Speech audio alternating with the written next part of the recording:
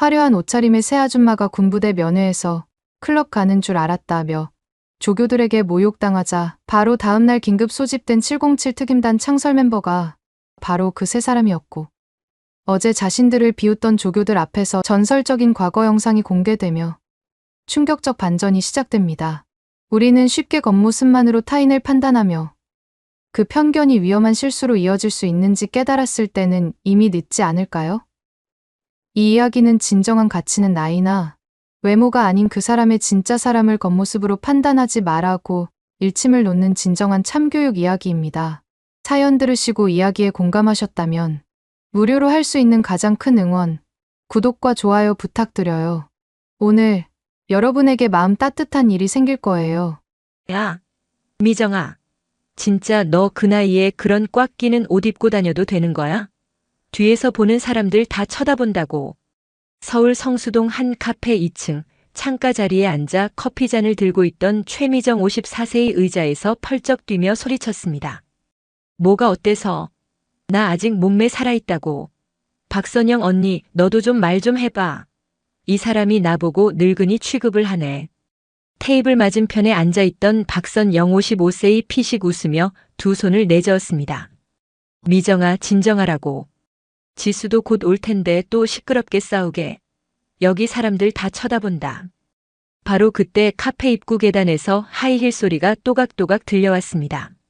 온몸에서 명품 냄새가 풀풀 풍기는 차림새의 한지수 53세가 2층으로 올라왔습니다. 샤넬 백에 에르메스 스카프까지 머리부터 발끝까지 완벽한 코디였습니다. 30년 전 707 특임단에서 활동할 때 새 언니들은 완전히 남성 중심적인 환경에서 살아야 했습니다. 전술복, 군화, 헬멧으로 무장한 채 여성성을 완전히 숨기고 살았던 7년간의 세월. 그 시절에는 화장도 예쁜 옷도 액세서리도 모두 금지였죠. 저녁 후 이들이 화려한 옷차림을 선호하는 것은 그동안 억눌렀던 여성으로서의 욕구가 폭발한 것입니다. 어머머, 우리 언니들 벌써 와서 기다리고 있었네. 미안해, 또 늦었지? 백화점에서 옷 보다가 시간 가는 줄 몰랐어. 선영이 손목시계를 보며 혀를 찼습니다. 지수야, 우리 30년 친구인데 아직도 시간 개념이 없냐? 면회 시간 2시인데 지금 11시야. 강원도까지 가려면 최소 3시간은 걸린다고. 아이고, 선영 언니. 군부대가 어디 가겠어? 거기 애들이 계속 있을 텐데 뭘 그렇게 서둘러. 게다가 요즘 고속도로 좋아져서 2시간 반이면 충분해. 미정이 지수의 화려한 옷차림을 위아래로 훑어보며 고개를 절레절레 흔들었습니다. 지수야, 너 진짜 그 차림으로 군부대 가려고? 조카들이 창피해서 어떡해. 거기 면회실에 그런 옷 입고 가면 다들 쳐다본다고. 언니 왜? 이게 뭐가 이상해? 나름대로 단정하게 입은 건데. 그리고 나 원래 이렇게 입고 다녀. 갑자기 촌스럽게 입으면 그게 더 어색하지 않아? 세 사람은 어릴 적부터 같은 동네에서 자란 30년 지기 친구였습니다. 중학교 때부터 함께 다녔고 고등학교도 같이 졸업했습니다. 그리고 20대 초반 운명처럼 같은 길을 걷게 되었습니다. 젊은 시절 함께 혹독한 훈련을 받았던 전우이기도 했습니다. 오늘은 세 사람의 동생들이 함께 훈련받고 있는 강원도 최전방 부대를 면회하러 가는 특별한 날이었습니다. 선영의 막내 남동생, 미정의 사촌 동생, 지수의 친척 조카가 모두 같은 부대에서 동기로 군복무를 하고 있었습니다. 선영이 가방끈을 어깨에 매며 일어났습니다. 자, 이제 진짜 출발하자. 중간에 휴게소에서 점심도 먹어야 하고 면회 시간 맞춰야지. 언니, 그런데 우리 진짜 이렇게 3명이 때로 몰려가도 돼? 동생들이 부담스러워하지 않을까? 다른 면회객들도 이상하게 생각할 것 같은데. 지수의 걱정 섞인 질문에 미정이 손사래를 치며 웃었습니다. 뭔 소리야? 우리가 미리 동기 면회라고 신청서 냈잖아. 세 동생이 같은 소대 동기니까 가족이 함께 와도 전혀 문제 없다고 담당자가 그랬어. 그래도 좀 눈에 띌 것 같은데. 보통 부모님이나 형제 한두 명이 오지 이모 고모까지 이렇게 단체로 오는 경우는 드물잖아. 선영이 미정과 지수의 어깨를 토닥이며 말했습니다. 걱정 마라. 우리가 뭐하러 가는데? 동생들 얼굴 보고 맛있는 거 사주러 가는 거지. 별거 아니야.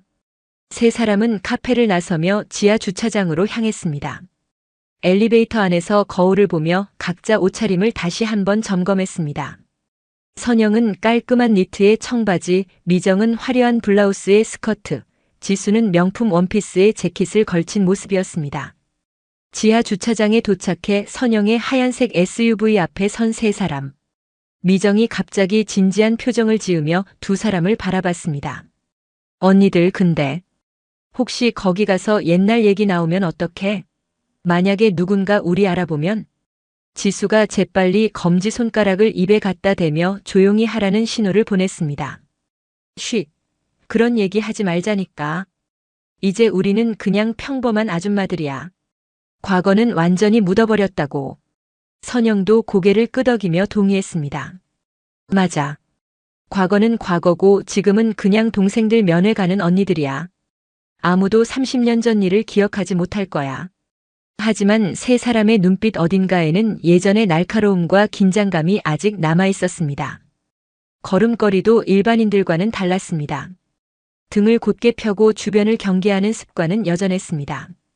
겉보기에는 그저 평범한 중년 여성들처럼 보였지만 실제로는 모두 과거 707 특임단 창설 멤버였던 전설적인 인물들이었습니다. 차에 올라탄 세 사람. 선영이 시동을 걸며 백미러로 뒷좌석의 두 친구를 바라봤습니다. 자, 출발한다. 강원도까지 한 번에 가기엔 좀 멀 테니까 중간에 휴게소에서 쉬어가면서 가자. 언니, 운전 조심해. 요즘 고속도로 곳곳에서 공사한다던데. 그리고 비도 올 것 같아. 알았어, 미정아. 너무 걱정 마. 30년 무사고 운전자야, 나는. 고속도로 진입로에서 잠시 신호를 기다리던 중 지수가 갑자기 웃음을 터뜨렸습니다. 생각해보니까 정말 웃기네. 우리가 이렇게 군부대에 면회 가는 날이 올 줄 누가 알았겠어? 예전에는 우리가 그 안에서 훈련받고 살았는데. 그러게 말이야. 세월 참 빠르다. 어느새 우리가 면회 오는 가족이 되다니. 미정이 창밖을 바라보며 감회에 젖어 있었습니다. 하늘은 잿빛 구름으로 덮여 있었고 멀리 산등성이가 흐릿하게 보였습니다. 야, 무슨 소리야. 우리 아직 젊어. 50대가 어디 늙었다고 그래. 요즘 50대가 예전 30대야. 고속도로에 본격적으로 진입하면서 세 사람은 각자의 옛 추억을 떠올리기 시작했습니다. 라디오에서는 옛날 가요가 흘러나왔고 그 음악을 들으며 20대 시절의 기억들이 하나둘씩 되살아났습니다. 차는 고속도로를 달리며 강원도로 향했습니다. 창밖으로 스쳐 지나가는 익숙한 풍경들을 바라보며 세 사람은 각자의 생각에 잠겼습니다. 오늘이 단순한 면회가 아닌 뭔가 특별한 하루가 될 것이라는 예감이 서서히 들기 시작했습니다. 하지만 아직 아무도 그것이 무엇인지 정확히 알 수는 없었습니다. 도착했다. 저기 보이는 게 강릉 제15사단 훈련소야. 3시간의 드라이브 끝에 선영이 주차장에 차를 세우며 안도의 한숨을 내쉬었습니다. 거대한 철조망과 경비초소 그리고 민간인 출입 통제 간판이 보이는 익숙하면서도 낯선 풍경이었습니다. 미정이 뒷좌석에서 화장을 고치며 투덜거렸습니다. 아이고, 3시간 동안 차에 앉아 있으니까 엉덩이가 다 아프네. 그리고 여기 공기 뭐야? 왜 이렇게 매캐해? 산속이라 그런가 보지. 자, 빨리 내려. 면회 신청서 작성하고 신분증 검사 받아야 돼. 세 사람은 차에서 내려 면회실 건물로 향했습니다. 입구에서 경비병이 신분증 확인을 하고 금속 탐지기를 통과한 후에야 면회실에 들어갈 수 있었습니다. 어머, 여기 정말 오랜만이네. 분위기가 예전이랑 똑같아. 지수가 주변을 둘러보며 감탄했지만 선영이 재빨리 지수의 팔을 꼬집었습니다. 조용히 해. 여기서 그런 말하지 마. 면회실 안은 여러 테이블이 놓여 있고 이미 몇 가족이 와서 대기하고 있었습니다. 접수 창구에서 면회 담당 조교 25세가 서류를 정리하고 있었고 옆에는 병사 몇 명이 면회객들을 안내하고 있었습니다. 새 언니가 접수 창구로 다가가자 조교가 고개를 들어 세 사람을 위아래로 훑어봤습니다. 특히 지수의 화려한 차림새와 미정의 꽉 끼는 옷, 그리고 선영의 고급 가방에 시선이 머물렀습니다. 면회 신청하신 분들이시죠? 신분증하고 관계 증명서 주세요. 조교가 서류를 받아보더니 동료 병사들과 눈빛을 주고받았습니다. 그리고 작은 목소리로 수군거리기 시작했습니다.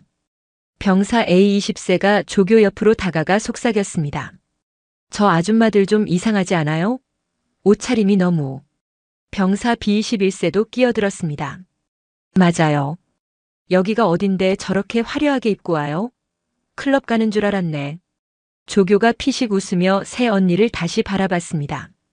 면회 오신 건 알겠는데 혹시 옷차림이 좀 부적절하신 것 같은데요.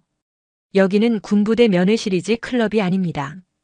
갑작스러운 모욕에 미정의 얼굴이 빨갛게 달아올랐습니다. 뭐라고요? 지금 우리 보고 뭐라고 하는 거예요? 아, 죄송하다고 할 건 없고요. 그냥 여기는 엄숙한 곳이니까 좀 더 단정하게 입고 오시는 게 어떨까 싶어서요. 다른 면회객분들도 다 보고 계시잖아요. 병사어가 낄낄거리며 웃었습니다. 그러게요. 젊은 애들도 저렇게 안 입고 다니는데 나이는 먹을 만큼 먹고서. 야, 너 지금 뭐라고 했어? 미정이 벌떡 일어서려는 순간 선영이 재빨리 미정의 팔을 붙잡았습니다. 미정아, 참아. 여기서 소동 피우면 안 돼. 하지만 병사들의 비웃음은 계속되었습니다. 병사 C19세가 동료들과 킥킥거리며 말했습니다. 아, 저 나이에 저런 옷 입고 다니는 용기가 대단하긴 하네요. 진짜요. 우리 어머니도 저 나이인데 저렇게는 안 입고 다니시는데. 면회실 안에 다른 가족들도 하나둘씩 새 언니를 쳐다보기 시작했습니다. 수군거리는 소리와 시선들이 따가웠습니다. 평소 당당하던 지수조차 얼굴이 화끈거렸습니다. 지수가 최대한 억지로 웃음을 지으며 조교에게 말했습니다. 아, 젊었을 때 버릇이 아직 안 고쳐졌나 봐요. 죄송하네요. 다음에는 더 단정하게 입고 오겠습니다. 그러시길 바랍니다. 여기는 국가시설이니까요. 조교가 도장을 찍으며 차갑게 말했습니다. 면회는 30분입니다. 시간 엄수해 주시고 면회 중에는 큰 소리 내지 마세요. 새 언니는 안내받은 테이블로 향했지만 병사들의 시선과 웃음소리는 계속 따라왔습니다. 저 아줌마들 진짜 웃기네. 나이 생각 좀 하지. 맞아. 창피한 줄도 모르고. 선영이 주먹을 꽉 쥐며 이를 갈았습니다. 미정은 눈물이 글썽거렸고 지수는 가방끈을 꽉 움켜쥐고 있었습니다. 언니들, 이거 참을 수 있어? 미정이 떨리는 목소리로 속삭였습니다. 참아야지. 동생들 때문에 여기서 문제 일으킬 수는 없어. 하지만 선영의 목소리에도 분노가 가득 담겨 있었습니다. 저 새끼들이 우리가 누군지도 모르고. 지수가 작게 중얼거렸지만 곧 입을 다물었습니다. 드디어 면회 시간이 되어 동생들이 들어왔습니다. 세 동생 모두 얼굴이 상기되어 있었고 언니들을 보자 환한 미소를 지었습니다. 언니, 와주셔서 고마워요. 언니들, 정말 오셨네요. 하지만 기쁜 재회도 잠시 동생들은 주변의 어수선한 분위기를 눈치챘습니다. 언니, 무슨 일 있어요? 왜 분위기가 이상해요? 아니야, 아무것도 아니야. 그냥 면회 와서 얼굴 보고 싶어서 온 거야. 30분의 면회 시간 동안 새 언니는 억지 미소를 지으며 동생들과 대화했지만 마음속은 분노로 끓어오르고 있었습니다. 병사들의 비웃음과 조교의 모욕적인 말들이 계속 귓가에 맴돌았습니다. 면회가 끝나고 동생들이 나간 후 새 언니는 다시 접수 창구를 지나야 했습니다. 조교와 병사들은 여전히 킥킥거리며 수군거리고 있었습니다. 다음에 오실 때는 좀 더 나이에 맞게 입고 오세요. 부끄러운 줄 알아야지. 조교의 마지막 한마디에 새 언니의 참을성이 한계에 달했습니다. 면회실을 나서며 지수가 이를 악물고 말했습니다. 다시는 이런 수모는 안 당한다. 선영과 미정도 고개를 끄덕이며 마음속으로 다짐했습니다. 오늘의 모욕을 절대 잊지 않겠다고, 언젠가는 반드시 되갚아주겠다고 말입니다. 주차장으로 향하는 세 사람의 뒷모습에는 30년 전의 그 날카로운 기운이 서서히 되살아나고 있었습니다. 진짜 열받아 죽겠어. 저 새끼들이 우리를 뭘로 본 거야? 집으로 돌아가는 차 안에서 미정이 주먹으로 자신의 무릎을 치며 소리쳤습니다.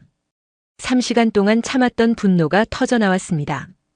창밖으로 스쳐 지나가는 가로등 불빛들이 그녀의 분노에 찬 얼굴을 번갈아 비췄습니다. 선영도 핸들을 꽉 잡은 채 이를 갈았습니다. 나도 마찬가지야. 30년 동안 살면서 저런 모욕은 처음 당해봤어. 특히 그 조교놈의 말투라니. 언니들, 우리가 참을 필요 없었어. 그냥 한번 보여줬으면 됐는데. 내가 얼마나 참았는지 알아?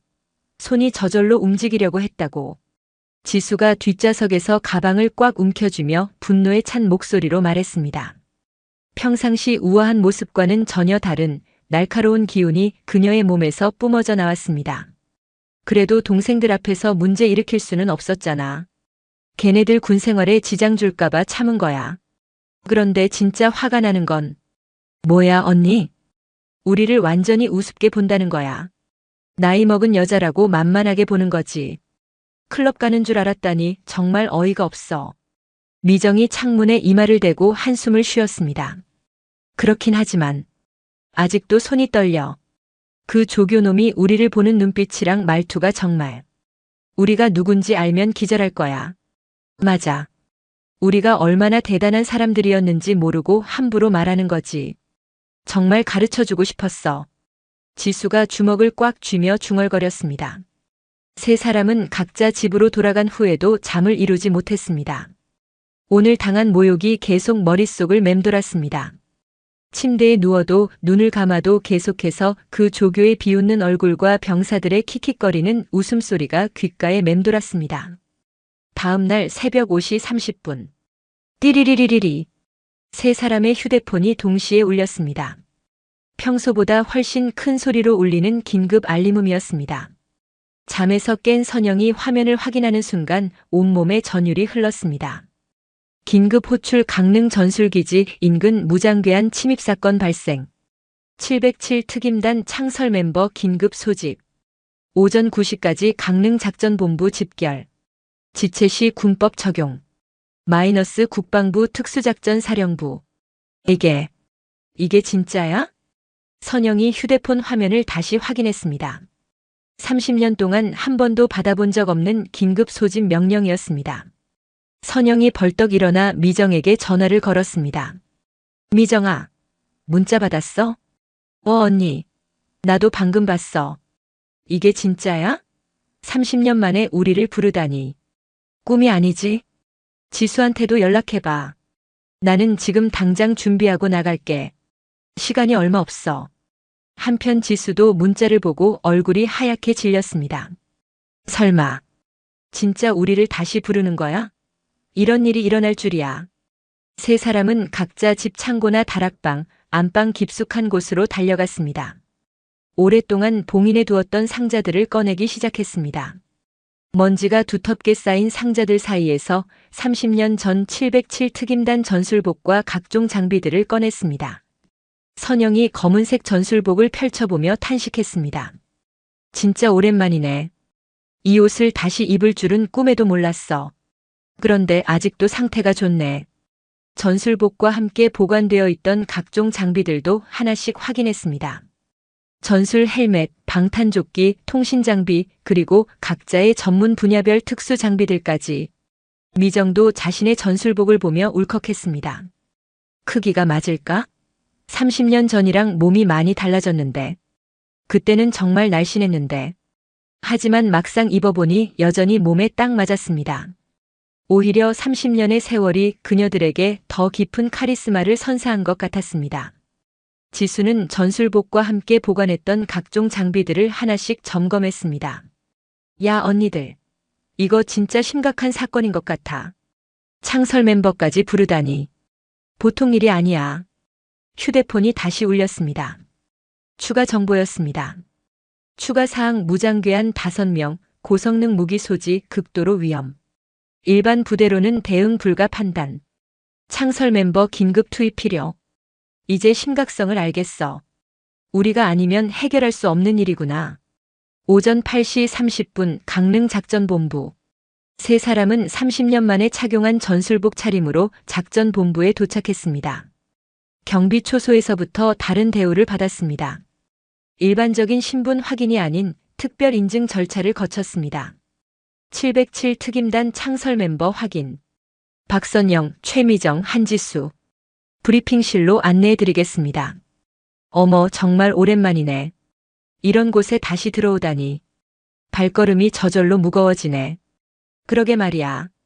30년 전 생각이 막 나네. 그때는 매일 이런 곳을 드나들었는데 복도를 걸으면서도 세 사람의 걸음걸이는 자연스럽게 군인의 그것으로 바뀌었습니다. 등을 곧게 펴고 일정한 간격을 유지하며 주변을 경계하는 습관들이 되살아났습니다. 브리핑실 문 앞에 도착했을 때 세 사람은 잠시 서로를 바라봤습니다. 준비됐어, 언니들? 30년 만이지만 우리는 여전히 707이야. 그래, 들어가자. 브리핑실 문을 열고 들어서는 순간 세 사람은 그 자리에서 완전히 얼어붙었습니다. 저 사람들이. 브리핑실 한쪽 구석에 어제 면회실에서 자신들을 모욕했던 바로 그 조교와 병사들이 지원팀으로 배속되어 앉아 있었던 것입니다. 그들도 세 사람을 알아보고는 눈이 휘둥그레졌습니다. 조교가 의자에서 반쯤 일어나며 더듬거렸습니다. 어제 면회 오셨던 분들이 여기 왜? 병사어가 동료를 팔꿈치로 찔렀습니다.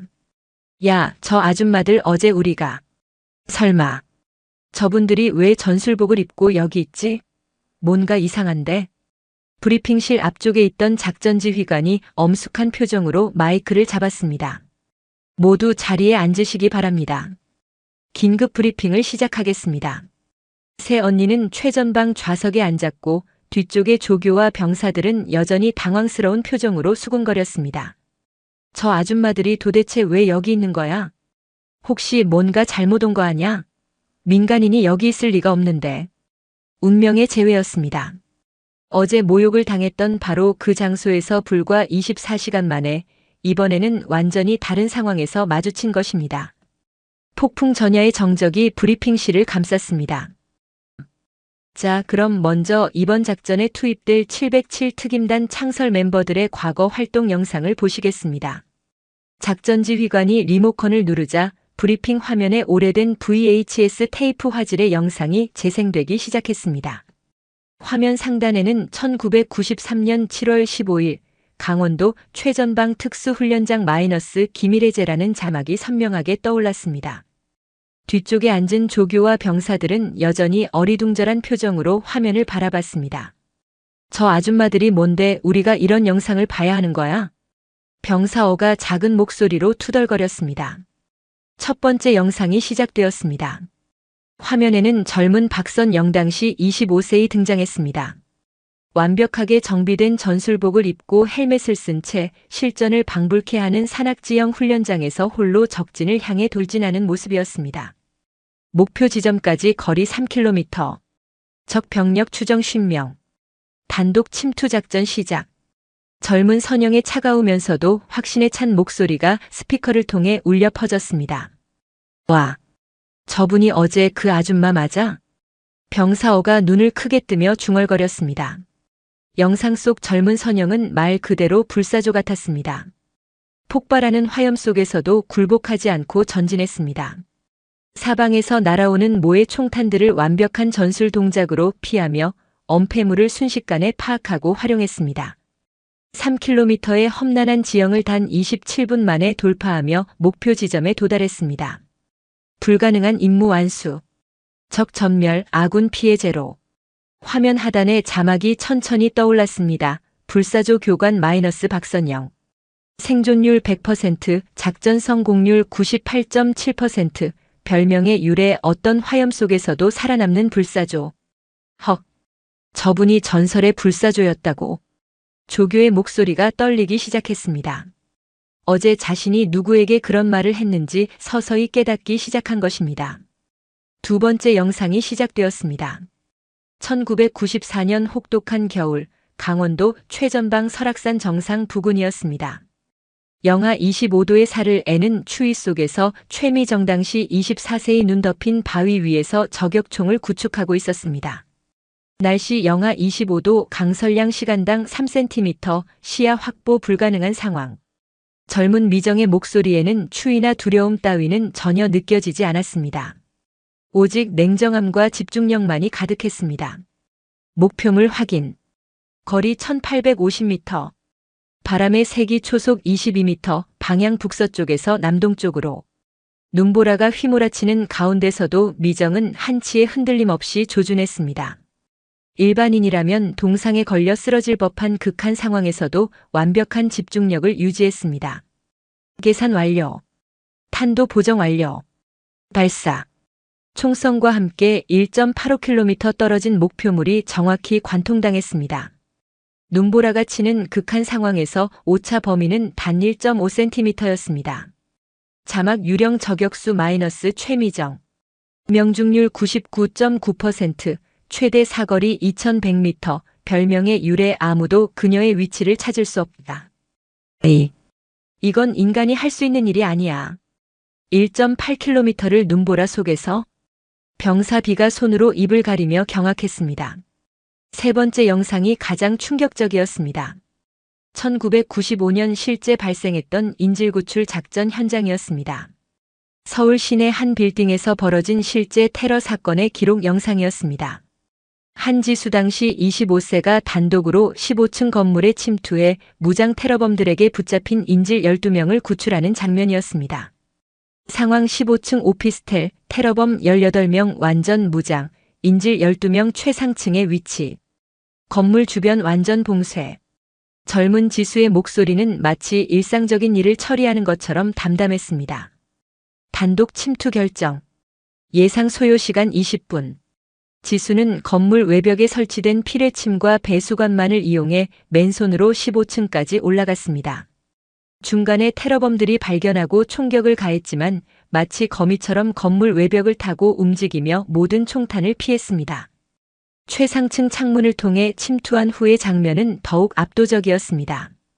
18명의 무장 테러범을 상대로 단 혼자서 싸웠지만 마치 액션 영화 주인공처럼 완벽한 격투술과 전술로 하나씩 제압해 나갔습니다. 1층부터 15층까지 소탕 완료. 인질 전원 무사히 구출. 테러범 18명 전원 생포. 실제 소요 시간은 단 17분이었습니다. 자막 인질 구출왕 마이너스 한지수. 구출 성공률 100%, 평균 작전 시간 15분, 별명의 유래 불가능한 구출도 가능하게 만드는 마법사. 브리핑실이 완전히 조용해졌습니다. 병사들은 입을 벌린 채 화면을 응시하고 있었고 조교는 온몸이 덜덜 떨리고 있었습니다. 저분들이 어제 우리가 뭔 짓을 한 거야? 병사 씨가 떨리는 목소리로 중얼거렸습니다. 마지막으로 1999년 합동훈련 영상이 재생되었습니다. 세 사람이 함께 작전을 수행하는 모습이었습니다. 불사조 3인방 최종 작전이라는 제목으로 그 어떤 특수부대도 성공하지 못했던 불가능한 임무를 단 25분 만에 완수하는 장면이었습니다. 세 사람의 팀워크는 그야말로 환상적이었습니다. 서로 말 한마디 없이도 완벽하게 호흡을 맞췄고 각자의 전문 분야를 최대한 활용해 시너지를 창출했습니다. 3인방이 함께 움직일 때의 작전 성공률은 100%였습니다. 7년간 총 127회 작전 중 단 한 번도 실패한 적이 없었습니다. 대한민국 특수부대 역사상 전무후무한 기록입니다. 작전지휘관의 설명에 브리핑실의 모든 사람이 숨을 죽였습니다. 영상이 끝나고 조명이 다시 켜지자 새 언니를 향한 시선이 완전히 달라져 있었습니다. 어제 면회실에서 나이도 생각 안 하고 화려하게 입고 다니는 철없는 아줌마들이라고 비웃던 그 사람들이 사실은 대한민국 특수부대 역사상 가장 전설적이고 위대한 인물들이었던 것입니다. 조교가 의자에서 벌떡 일어나 땀을 뻘뻘 흘리며 말을 더듬었습니다. 저기, 세 분께서는 어제 저희가 어제 면회실에서 만났던 바로 그 사람들 맞습니다. 선영이 뒤를 돌아보며 차갑고 무겁게 대답했습니다. 그 목소리에는 30년 전 작전 현장에서의 위험이 그대로 살아있었습니다. 저희가 정말 죄송합니다. 조교가 벌떡 일어나 90도로 허리를 숙여 절을 했습니다.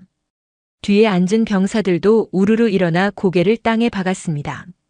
어제는 정말 저희가 무례했습니다. 용서해 주십시오. 죄송합니다.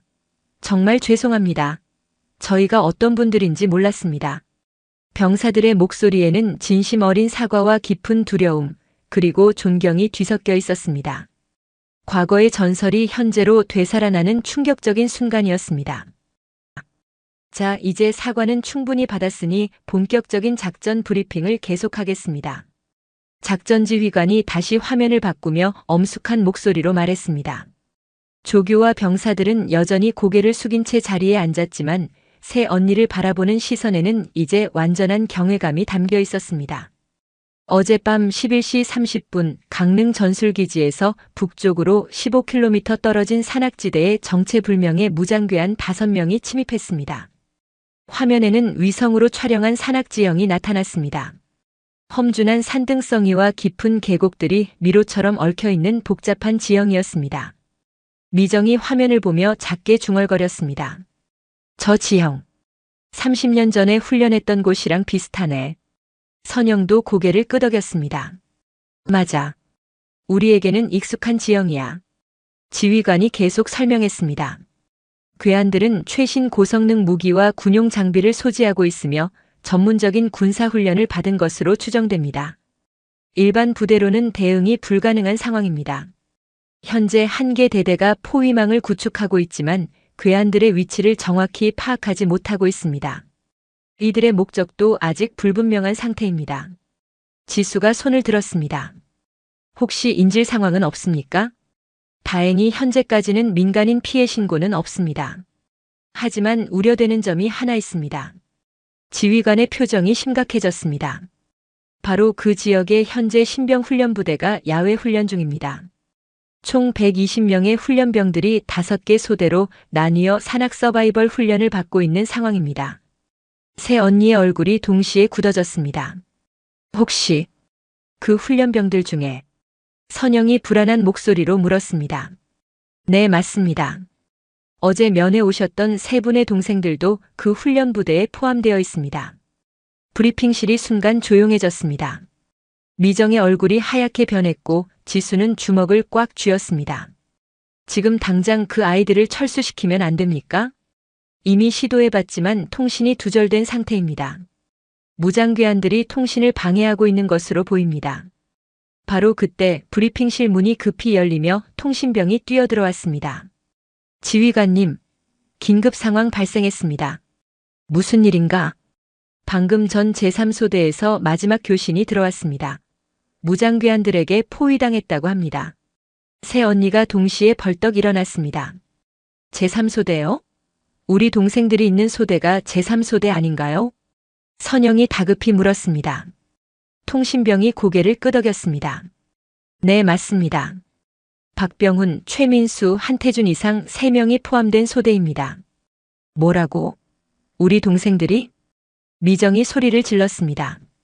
마지막 교신 내용을 들려드리겠습니다. 스피커에서 잡음과 함께 처절한 목소리가 들려왔습니다. 여기 제3소대, 무장괴한 5명에게 완전히 포위당했습니다. 위치는 762고지 북쪽 계곡. 탄약이 부족합니다. 지원 요청합니다. 지원. 통신이 뚝 끊어졌습니다. 그 이후로 아무 연락이 없습니다. 최악의 경우. 지휘관의 말을 미정이 가로막았습니다. 최악의 경우는 생각하지도 마세요. 우리 동생들은 반드시 살아있어야 합니다. 지수도 일어서며 말했습니다. 지금 당장 구출작전에 투입시켜주세요. 우리가 직접 가겠습니다. 하지만 너무 위험합니다. 무장괴한들의 정확한 위치도 파악되지 않았고. 위험하다고요? 우리가 누군지 방금 영상으로 보셨잖아요. 선영이 단호하게 말했습니다. 762고지라면 우리가 30년 전에 훈련했던 곳입니다. 그 지형은 우리가 눈 감고도 다닐 수 있어요. 뒤에 앉아있던 조교가 조심스럽게 손을 들었습니다. 저희도 함께 가겠습니다. 지원팀으로라도. 너희들은 짐만 될 거야. 미정이 차갑게 말했습니다. 아니에요. 저희가 어제 그런 신뢰를 범했으니까 이번만큼은 꼭 도움이 되고 싶습니다. 병사어가 일어나며 간절히 말했습니다. 맞아요. 저희도 그 동생들을 구하고 싶어요. 어제 일에 대한 속죄라고 생각하고. 지수가 그들을 바라보며 생각에 잠겼습니다. 언니들 어떻게 생각해? 얘들도 데려갈까? 글쎄, 방해만 안 된다면. 선영이 조교와 병사들을 훑어봤습니다. 절대 방해 안 됩니다. 저희 목숨 걸고 도와드리겠습니다. 조교가 90도로 절하며 외쳤습니다. 바로 그때 또 다른 통신병이 뛰어들어왔습니다. 지휘관님, 제3소대 위치 발견했습니다. 어디에? 762고지 북쪽 협곡 깊숙한 곳입니다. 드론으로 확인한 결과 동굴 입구에 바리케이드를 치고 농성 중인 것으로 보입니다. 무장괴한들의 위치는 소대를 완전히 포위하고 있습니다. 거리가 너무 가까워서 함부로 접근하기 어려운 상황입니다. 새 언니의 눈빛이 날카로워졌습니다. 지휘관님, 저희에게 현장 지휘권을 주세요. 선영이 단호하게 말했습니다. 하지만 실전 경험은 저희가 더 많습니다. 그리고 이건 우리 동생들 목숨이 걸린 일이에요. 미정도 나섰습니다. 30년 전에도 이런 상황을 수없이 해결했습니다. 저희를 믿어주세요. 지수까지 가세했습니다. 지휘관이 잠시 고민하더니 고개를 끄덕였습니다. 알겠습니다. 현장 지휘권을 이양합니다. 하지만 안전을 최우선으로 해주세요. 고맙습니다. 바로 출동하겠습니다. 새 언니가 동시에 일어났습니다. 30년 만에 다시 타오르는 투지가 그들의 눈빛에서 불꽃처럼 타올랐습니다. 어제까지만 해도 평범한 중년 여성들이었던 그들이 이제는 다시 한번 전설이 될 준비를 마쳤습니다. 동생들을 구하기 위한 마지막 작전이 시작되려 하고 있었습니다. 장비 점검 완료. 출동 준비 끝. 작전 준비실에서 새 언니는 30년 전처럼 완벽한 팀워크로 장비를 점검하고 있었습니다. 전술복을 착용한 그들의 모습은 어제의 평범한 아줌마들과는 완전히 달랐습니다. 선영이 드론 조종 장비를 점검하며 말했습니다. 이제 기술이 많이 발달했네. 30년 전에는 이런 거 없었는데. 맞아, 언니. 근데 기본은 똑같아. 적을 파악하고 약점을 찾고 한 번에 제압하는 것. 미정이 저격총을 분해하고 재조립하면서 대답했습니다.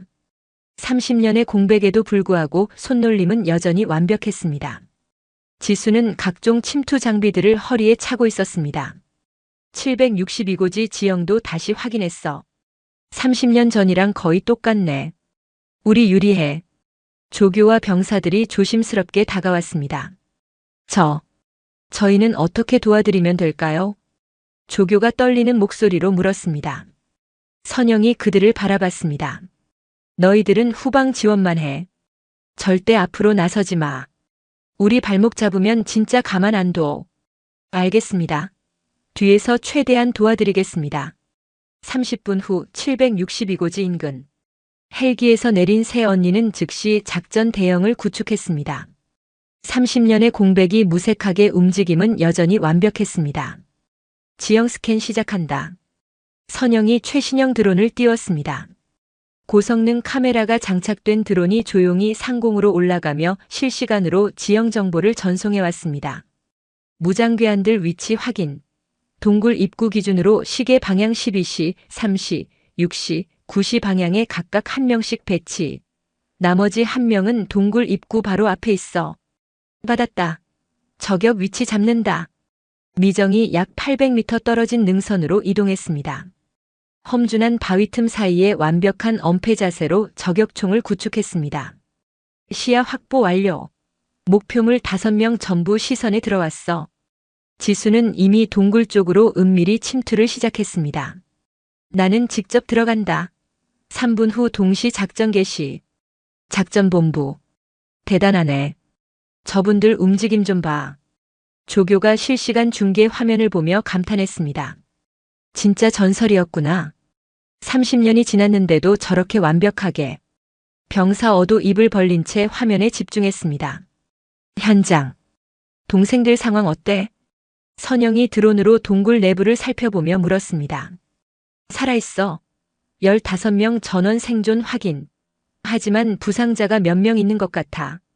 미정이 스코프를 통해 확인하고 보고했습니다. 젠장. 우리 동생들이 다쳤나? 지수가 이를 악물며 중얼거렸습니다. 지수야, 감정적으로 되지 마. 냉정하게 해. 선영이 무전으로 경고했습니다. 알았어, 언니.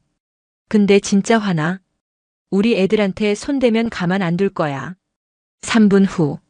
작전 개시. 선영의 신호와 함께 완벽한 동시 작전이 시작되었습니다. 펑, 펑. 미정의 저격총에서 두 발의 총성이 울렸습니다. 12시와 6시 방향의 무장괴한 두 명이 동시에 쓰러졌습니다. 두 명 제압 완료. 그와 동시에 지수는 동굴 입구 앞에 무장괴한에게 조용히 접근했습니다. 소리 없이 뒤에서 접근해 목을 조르며 기절시켰습니다. 입구놈 처리 완료. 들어간다. 잠깐. 3시와 9시 방향 놈들이 움직여. 선영이 드론 화면을 보며 경고했습니다. 내가 처리한다. 미정이 재빠르게 조준을 바꿨습니다. 하지만 나머지 두 명은 바위 뒤로 숨어 저격각이 나오지 않았습니다. 젠장. 각도가 안 나와. 내가 간다. 지수가 동굴에서 나와 직접 그들을 향해 달려갔습니다. 지수야. 위험해. 하지만 지수는 이미 무장괴한들을 향해 전속력으로 달리고 있었습니다. 30년 전에 그 민첩함이 되살아났습니다. 야, 이 새끼들아. 우리 동생들한테 뭔 짓을 한 거야? 지수가 첫 번째 괴한에게 달려들어 완벽한 격투술로 제압했습니다. 마지막 한 명은 총을 들어 지수를 겨냥했지만 미정의 저격총이 그보다 빨랐습니다. 펑. 마지막 놈까지 제압 완료. 동굴 안. 얘들아. 괜찮아? 지수가 동굴로 뛰어들어갔습니다. 안에는 15명의 신병들이 서로를 감싸며 웅크리고 있었습니다. 노. 언니. 박병훈이 지수를 알아보고 눈을 크게 떴습니다. 언니. 최민수와 한태준도 반가워했습니다. 얘들아, 다쳤어? 어디 아픈 데 없어? 언니, 어떻게 여기까지? 그리고 그 복장은? 설명은 나중에 해줄게. 지금은 여기서 나가는 게 중요해. 선영과 미정도 동굴에 도착했습니다. 얘들아, 모두 무사해서 다행이다. 언니들. 정말 고마워요.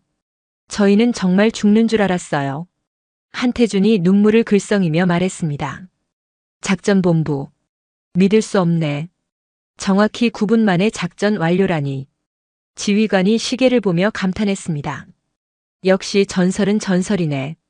30년이 지나도 실력이 그대로야. 조교가 화면을 보며 탄성을 질렀습니다. 우리가 어제 저런 분들한테 정말 바보 같은 짓을 했구나. 병사 B가 고개를 숙이며 자책했습니다. 현장. 자, 모두 헬기로 이동한다. 부상자부터. 선영이 신병들을 인솔했습니다. 언니들. 정말 대단해요. 어떻게 이런 일을. 나중에 설명해 줄게. 지금은 안전한 곳으로 가는 게 먼저야. 미정이 부상당한 신병을 부축하며 말했습니다. 하지만 정말 신기해요. 어제까지만 해도 평범한 언니들이었는데. 평범하긴 뭐가 평범해. 우리는 원래 이런 일 하던 사람들이야. 지수가 웃으며 대답했습니다. 헬기가 도착하고 구조된 15명의 신병들이 모두 안전하게 후송되었습니다. 세 언니는 마지막에 헬기에 올라타며 서로 만족스러운 표정을 지었습니다. 역시 우리는 아직 젊어. 30년이 지나도 실력은 그대로네. 이제 그 조교들이 우리를 어떻게 볼지 궁금하다. 완벽한 구분 작전이 끝났습니다. 불사조들의 화려한 귀환이었습니다. 이 시간 후 강릉 작전본부 브리핑실. 작전 완료 보고를 위해 다시 브리핑실에 모인 사람들. 하지만 이 시간 전과 분위기는 완전히 달랐습니다. 새 언니가 들어서자 브리핑실 안의 모든 사람이 일제히 일어나 박수를 쳤습니다. 작전 성공을 축하드립니다. 정말 대단했습니다. 작전지휘관이 먼저 인사했습니다. 15명 전원 무사히 구출, 무장괴한 5명 전원 생포. 작전 소요 시간 정확히 9분. 이는 우리 특수부대 역사상 최단 기록입니다. 하지만 새 언니의 관심은 다른 곳에 있었습니다. 브리핑실 한쪽에 조용히 앉아있는 조교와 병사들을 바라봤습니다. 그들은 모두 고개를 숙인 채 새 언니를 제대로 쳐다보지 못하고 있었습니다. 자, 이제 작전 후 디브리핑을 시작하겠습니다. 지휘관이 말했지만 브리핑실의 공기는 여전히 무거웠습니다. 미정이 먼저 입을 열었습니다. 지휘관님, 디브리핑 전에 할 말이 있습니다. 네, 말씀하십시오. 어제 면회실에서 저희를 모욕했던 분들과 얘기를 나누고 싶습니다. 브리핑실이 순간 조용해졌습니다. 모든 시선이 조교와 병사들에게 집중되었습니다. 조교가 떨리는 다리로 일어났습니다. 저희는 일어서 선영이 단호하게 말했습니다. 조교뿐만 아니라 어제 면회실에 있었던 병사들 모두가 우르르 일어났습니다. 그들의 얼굴은 창백했고 손은 덜덜 떨리고 있었습니다. 어제 뭐라고 했었지? 지수가 차가운 목소리로 물었습니다. 저희가 정말 죄송합니다. 아니야. 뭐라고 했는지 다시 말해보라고. 조교가 고개를 들지 못한 채 대답했습니다. 저희가 여기는 클럽이 아니라고. 그리고 옷차림이 부적절하다고. 그것뿐인가? 미정이 압박했습니다. 병사 어가 떨리는 목소리로 이어받았습니다. 저희가 젊은 애들도 저렇게 안 입고 다닌다고. 그리고 나이는 먹을 만큼 먹고 서라고. 그리고 창피한 줄 알아야 한다고 했습니다. 병사들의 목소리가 점점 작아졌습니다. 브리핑실에 있던 다른 사람들도 숨을 죽이고 이 상황을 지켜봤습니다. 선영이 조교 앞으로 천천히 걸어갔습니다. 자네는 몇 살인가? 25살입니다. 25살. 나보다 30살이나 어리지. 그런 자네가 55살 먹은 나한테 뭘 어떻게 입으라고 지시할 권리가 있다고 생각하는가? 저는 대답해. 없습니다. 전혀 없습니다. 미정도 일어나서 병사들 앞에 섰습니다. 너희들은 우리가 누군지도 모르고 겉모습만 보고 판단했지? 네. 죄송합니다. 사람을 겉모습으로 판단하는 게 얼마나 어리석은 일인지 이제 알겠나? 지수가 마지막으로 말했습니다. 우리가 30년 전에 무엇을 했는지 봤지? 우리가 오늘 누구를 구했는지도 봤고. 네. 보았습니다. 그런데도 여전히 우리가 나이에 맞지 않게 옷을 입고 다니는 철없는 아줌마들이라고 생각하나? 아닙니다. 절대 그렇게 생각하지 않습니다. 조교가 90도로 절하며 소리쳤습니다. 정말 죄송합니다. 저희가 어떤 분들인지 알았다면 절대 그런 말씀을 드리지 않았을 것입니다. 알았다면? 선영이 날카롭게 반문했습니다. 아니지. 우리가 누군지 모른다고 해서 그런 말을 해도 된다는 게 아니야. 그냥 평범한 아줌마였다고 해도 그런 식으로 모욕할 권리는 없어. 브리핑실이 완전히 조용해졌습니다. 사람을 겉모습으로 판단하지 마. 나이로 판단하지 마. 성별로 판단하지도 마. 진짜 실력은 눈에 보이지 않으니까. 미정이 무거운 목소리로 말했습니다. 그리고 기억해.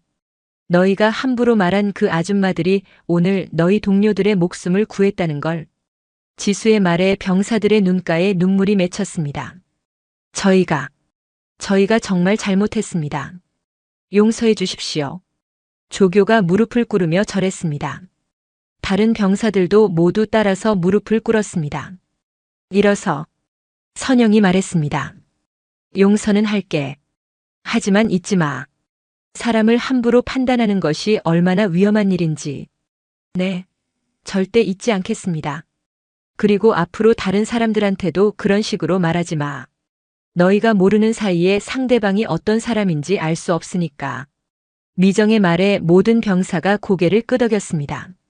지휘관이 감동받은 표정으로 말했습니다. 오늘 우리는 단순히 인질 구출 작전의 성공만 본 게 아닙니다. 진정한 교육을 받았습니다. 브리핑실에 있던 다른 군인들도 모두 숙연한 표정이었습니다. 세 분께서 보여주신 건 단순한 특수작전 능력이 아니라 진정한 프로 정신과 인간다움이었습니다. 작전 지휘관이 계속 말했습니다. 겉모습으로 사람을 판단하지 말라는 교훈, 나이와 성별에 관계없이 모든 사람을 존중해야 한다는 교훈을 우리 모두가 가슴 깊이 새겨야 할 것입니다. 조교가 다시 일어나서 말했습니다. 세 분께서는 저희에게 평생 잊지 못할 교훈을 주셨습니다. 정말 감사합니다. 그리고 오늘 구출작전을 보면서 진짜 프로가 무엇인지 알게 되었습니다. 병사어도 진심 어린 목소리로 말했습니다. 나이가 무엇인지, 진정한 실력이 무엇인지 저희는 아무것도 몰랐습니다. 새 언니는 서로를 바라보며 만족스러운 미소를 지었습니다. 좋아. 이제 진짜 디브리핑을 시작하자. 선영이 자리에 앉으며 말했습니다. 브리핑실의 분위기는 완전히 바뀌어 있었습니다. 존경과 감사 그리고 깊은 교훈이 가득한 공간이 되었습니다. 진정한 승부는 끝났습니다. 무력이 아닌 인격으로, 실력과 품격으로 이긴 완벽한 승리였습니다. 일주일 후 강릉 제15사단 본부 로비. 준비되셨습니까? 부대장이 정중하게 물었습니다. 로비 한가운데에는 큰 천으로 덮인 무언가가 세워져 있었고 부대 전체 인원이 모여 있었습니다. 새 언니는 다시 평상복 차림이었습니다. 선영은 깔끔한 블라우스에 바지, 미정은 화사한 원피스, 지수는 우아한 정장 차림이었습니다. 일주일 전 면회실에서의 모습과 거의 비슷했지만 이제 그들을 바라보는 시선은 완전히 달랐습니다. 뭘 그렇게 거창하게 하시려는 거예요? 미정이 수줍게 웃으며 말했습니다. 거창한 게 아닙니다. 당연한 일을 하는 것뿐입니다. 부대장이 마이크를 잡았습니다. 오늘 우리는 특별한 분들을 기리기 위해 모였습니다. 일주일 전 불가능해 보였던 인질구출 작전을 단 9분 만에 완수하신 세 분을 위해서입니다. 박수가 터져 나왔습니다. 특히 구조되었던 15명의 신병들과 조교, 병사들의 박수가 가장 컸습니다. 박선영, 최미정, 한지수 세 분께서는 30년 전 707 특임단 창설 멤버로 활동하시며 대한민국의 안전을 지켜주셨습니다. 그리고 일주일 전에는 평범한 언니, 이모의 모습으로 우리 앞에 나타나 다시 한번 기적을 일으켜주셨습니다. 조교가 앞으로 나와 마이크를 받았습니다. 저는 일주일 전 이분들께 정말 무례한 말씀을 드렸습니다. 목소리가 떨렸습니다. 겉모습만 보고 함부로 판단했습니다. 나이든 여성이라고 무시했습니다. 하지만 이분들은 저희 모두에게 평생 잊지 못할 교훈을 주셨습니다. 사람을 겉모습으로 판단하지 말라고, 진짜 실력은 보이지 않는 곳에 있다고 가르쳐 주셨습니다. 박수가 다시 한번 울려 퍼졌습니다. 병사어도 나와서 말했습니다. 저희는 이분들을 아줌마라고 불렀습니다. 하지만 이분들은 전설이셨습니다. 저희가 태어나기도 전부터 이 나라를 지키고 계신 진짜 영웅들이셨습니다. 그리고 무엇보다 저희가 그런 신뢰를 범했는데도 관대하게 용서해 주셨습니다. 새 언니의 눈가가 촉촉해졌습니다. 그래서 저희는 결정했습니다. 부대장이 다시 마이크를 잡았습니다. 이분들의 업적과 교훈을 영원히 기억하기 위해서 말입니다. 천이 거쳤습니다. 거대한 액자 속에 새 언니의 젊은 시절 사진이 걸려 있었습니다. 1999년 마지막 합동작전 당시의 사진으로 완벽한 전술복을 입고 당당한 표정을 지은 세 사람의 모습이었습니다. 아래쪽에는 금색 명판이 붙어 있었습니다. 707 특임단 창설 멤버 마이너스 불사조 3인방 박선영 마이너스 최미정 마이너스 한지수 1993 마이너스 2025.8 30 재소집 진짜 영웅은 나이와 외모가 아닌 마음과 실력으로 증명된다. 로비 전체가 숙연해졌습니다. 이제 이 사진은 우리 부대의 영원한 상징이 될 것입니다. 부대장이 계속 말했습니다. 모든 장병들이 이 로비를 지날 때마다 이분들을 보며 생각하게 될 것입니다. 사람을 겉모습으로 판단하지 말라고, 진정한 실력과 품격이 무엇인지 말입니다. 구조되었던 신병 중 하나인 박병훈이 나와서 꽃다발을 전달했습니다. 언니, 아니 선배님들, 정말 고맙습니다. 저희 목숨을 구해주신 것도 고맙지만 더 큰 깨달음을 주신 것에 더 감사합니다. 얘야, 우리는 그냥 언니들이야. 선배님은 무슨? 선영이 웃으며 말했지만 박병훈이 고개를 저었습니다. 아니에요. 언니들은 저희에게는 평생 존경할 선배님들입니다. 최민수와 한태준도 나와서 절했습니다. 저희가 평생 자랑스럽게 이야기할 거예요. 우리 언니들이 이런 대단한 분들이라고. 한 달 후, 새 언니는 다시 평범한 일상으로 돌아갔습니다. 선영은 여전히 동네 마트에서 장을 보고 미정은 헬스장에서 운동하고 지수는 백화점에서 쇼핑을 즐겼습니다. 하지만 가끔씩 길에서 젊은 군인들이 그들을 알아보고 인사하는 일이 생겼습니다. 혹시 불사조 3인방 중 한 분이세요? 어머, 어떻게 알았어요? 부대에서 사진 봤어요. 정말 영광입니다. 강릉 제15사단 로비. 매일같이 수많은 장병들이 로비를 지나다니며 그 사진을 바라봤습니다. 야, 저분들이 일주일 만에 전설이 된 그분들이야. 신입병사가 사진을 보며 물었습니다. 어떤 전설요? 어떤 조교가 저분들을 모욕했다가 나중에 알고 보니 707 창설 멤버였던 거야. 그리고 그분들이 직접 인질구출 작전까지 완수하셨다고. 헐. 진짜요? 그래서 지금 우리 부대 철칙이 뭔지 알아? 사람을 겉모습으로 판단하지 마라. 저분들 때문에 생긴 규칙이야. 대박. 그럼 저 아줌마들이? 아줌마라고 하지 마. 전설들이야, 전설. 이런 대화가 매일 반복되었습니다. 6개월 후. 새 언니는 여전히 한 달에 한 번씩 만나 커피를 마시며 수다를 떨었습니다. 여전히 화려한 옷차림이었고 여전히 당당했습니다.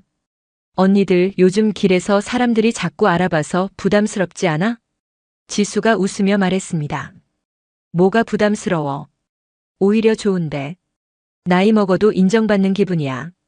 미정이 대답했습니다. 그러게. 이제는 아무도 우리 옷차림에 대해 뭐라고 안 하더라.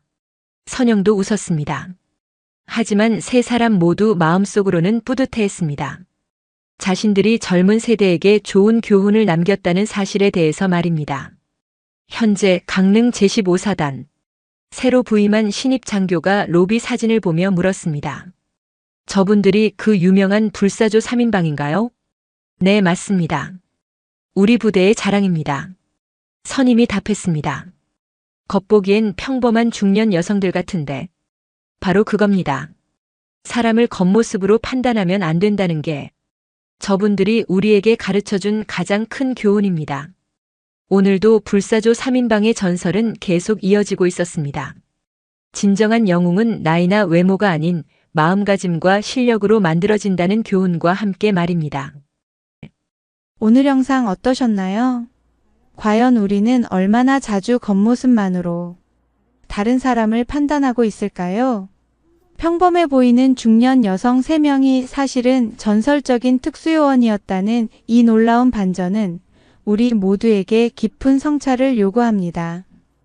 우리가 나이에 맞지 않는다며 비판하는 그 사람이 실제로는 우리보다 훨씬 뛰어난 능력을 가진 사람일 수도 있지 않을까요? 진정한 실력과 가치는 외모나 나이, 성별로 결정되는 것이 아니라 그 사람이 쌓아온 경험과 실력, 그리고 마음가짐에서 나오는 것입니다.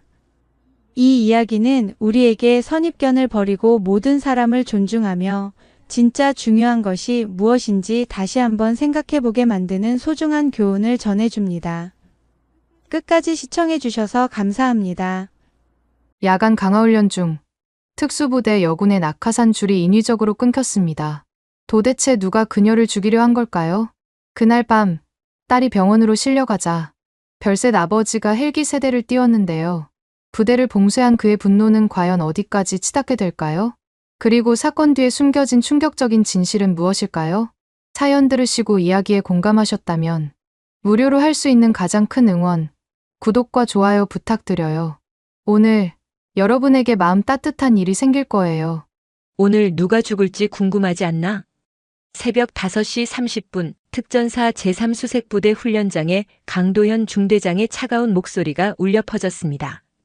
초여름의 선선한 바람이 불어오는 아침이었지만 그의 말 한마디에 공기가 얼어붙는 듯 했습니다.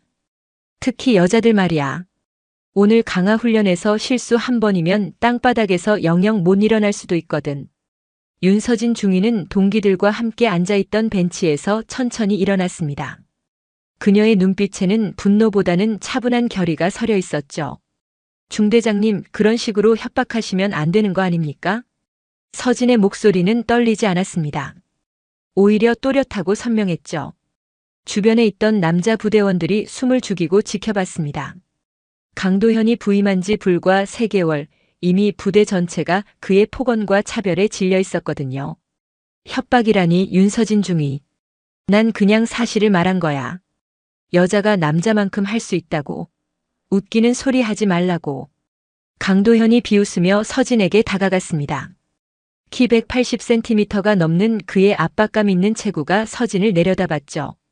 서진은 165cm의 작은 키였지만 전혀 주눅 들지 않았습니다. 오히려 당당하게 맞서고 있었죠. 그럼 오늘 증명해 보시죠. 서진이 고개를 들어 강도현과 정면으로 시선을 맞췄습니다. 그녀의 아버지 윤철우 참모총장에게서 물려받은 단단한 의지가 눈빛에서 번득였죠. 강도현은 잠시 당황한 듯 표정이 굳어졌습니다. 좋아, 그런 배짱이면 오늘 특별히 더 높은 고도에서 뛰어봐. 다른 놈들보다 200m 더 올라가서. 문제 없습니다. 서진의 즉답에 주변 동기들이 걱정스러운 시선을 보냈습니다. 고도가 높을수록 위험하다는 것을 모르는 사람은 없었거든요. 이때 박준혁 조교가 급하게 서진에게 다가왔습니다. 서진아, 잠깐만. 내 낙하산 장비 한 번 더 점검해보자. 왜? 뭔가 이상한 게 있어? 그게 아무것도 아닐 수도 있는데 어젯밤에 장비 창고에서 이상한 소리가 났었거든. 혹시 모르니까. 박준혁의 목소리에는 묘한 긴장감이 섞여 있었습니다. 그는 평소보다 유독 서진을 걱정스럽게 바라보고 있었죠. 서진과 같은 기수로 입대한 그는 언제부턴가 서진에게 특별한 감정을 품고 있었거든요. 하지만 계급 차이와 부대 규율 때문에 감히 표현하지 못했습니다. 쓸데없는 소리 말고 그냥 진행해. 낙하산이 뭐 그렇게 복잡한가? 강도현이 짜증스럽게 손을 휘저었습니다. 하지만 중대장님, 안전점검은 기본 중의 기본입니다. 규정상. 조교, 내가 뭔데 내 훈련에 참견이야? 윤서진 중위가 그렇게 걱정되면 내가 대신 뛰어내려. 강도현의 말에 주변이 조용해졌습니다. 서진은 준혁을 향해 미소를 지었죠. 괜찮아, 준혁아. 나 벌써 몇 번째 강화 훈련인데. 지난달에도 완벽하게 착지했잖아. 서진의 강화 훈련 실력은 부대에서도 소문이 자자했습니다. 남자들보다도 정확한 착지, 빠른 낙하산 정리 속도로 여러 번 모범 사례로 소개되었거든요. 하지만 오늘만큼은 왜인지 마음이 편치 않았습니다. 하지만 서진의 마음 한편에는 설명할 수 없는 불안감이 스며들고 있었습니다. 지난밤 아버지와 통화했을 때의 일이 떠올랐거든요. 서진아, 요즘 부대 분위기는 어떠냐? 괜찮아요, 아버지. 조금 까다로운 상관이 있긴 하지만 까다로운 정도가 아니라는 얘기를 들었는데 혹시 문제 있으면 언제든 아버지한테 연락해. 아버지, 저 그런 식으로 해결하고 싶지 않아요. 제가 알아서 할게요. 군인으로서 당당하게. 윤철우 참모총장의 목소리에는 평소와 다른 무게감이 있었습니다. 그는 이미 강도현에 대한 여러 보고를 받고 있었거든요. 특히 여군에 대한 차별과 폭언이 도를 넘어서고 있다는 내용이었죠. 하지만 딸이 스스로 해결하겠다고 하니 더 이상 간섭하지 않았습니다. 자, 그럼 오늘 강화 훈련 시작하자. 고도 1200m에서 야간 강화.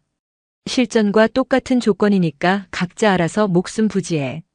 강도현이 시계를 보며 말했습니다. 오전 6시 헬기 5대가 이미 활주로에서 대기하고 있었죠. 엔진 소리가 부대 전체에 울려 퍼졌습니다. 서진은 낙하산을 메고 헬기 쪽으로 걸어갔습니다. 15kg이 넘는 장비의 무게가 어깨에 묵직하게 느껴졌죠. 그녀의 뒤를 따라 동기들도 하나둘씩 움직였습니다. 하지만 모두의 표정이 평소와 달랐습니다. 강도현의 험악한 분위기 때문이었을까요? 아니면 다른 이유가 있었을까요? 서진아, 정말 괜찮겠어? 내가 내 장비 한 번 더 확인해 줄게. 준혁아, 그만해. 나 이런 거 100번도 넘게 했어. 걱정 마. 서진이 준혁의 어깨를 가볍게 두드렸습니다. 하지만 그녀도 모르게 손끝이 미묘하게 떨리고 있었죠. 이상했습니다. 평소 같으면 이런 긴장감을 느끼지 않았는데 말입니다. 헬기가 이륙하기 시작했습니다. 서진은 네 번째 헬기에 탔습니다. 함께 탄 대원들은 모두 침묵했죠. 창밖으로 보이는 부대 건물들이 점점 작아지고 있었습니다.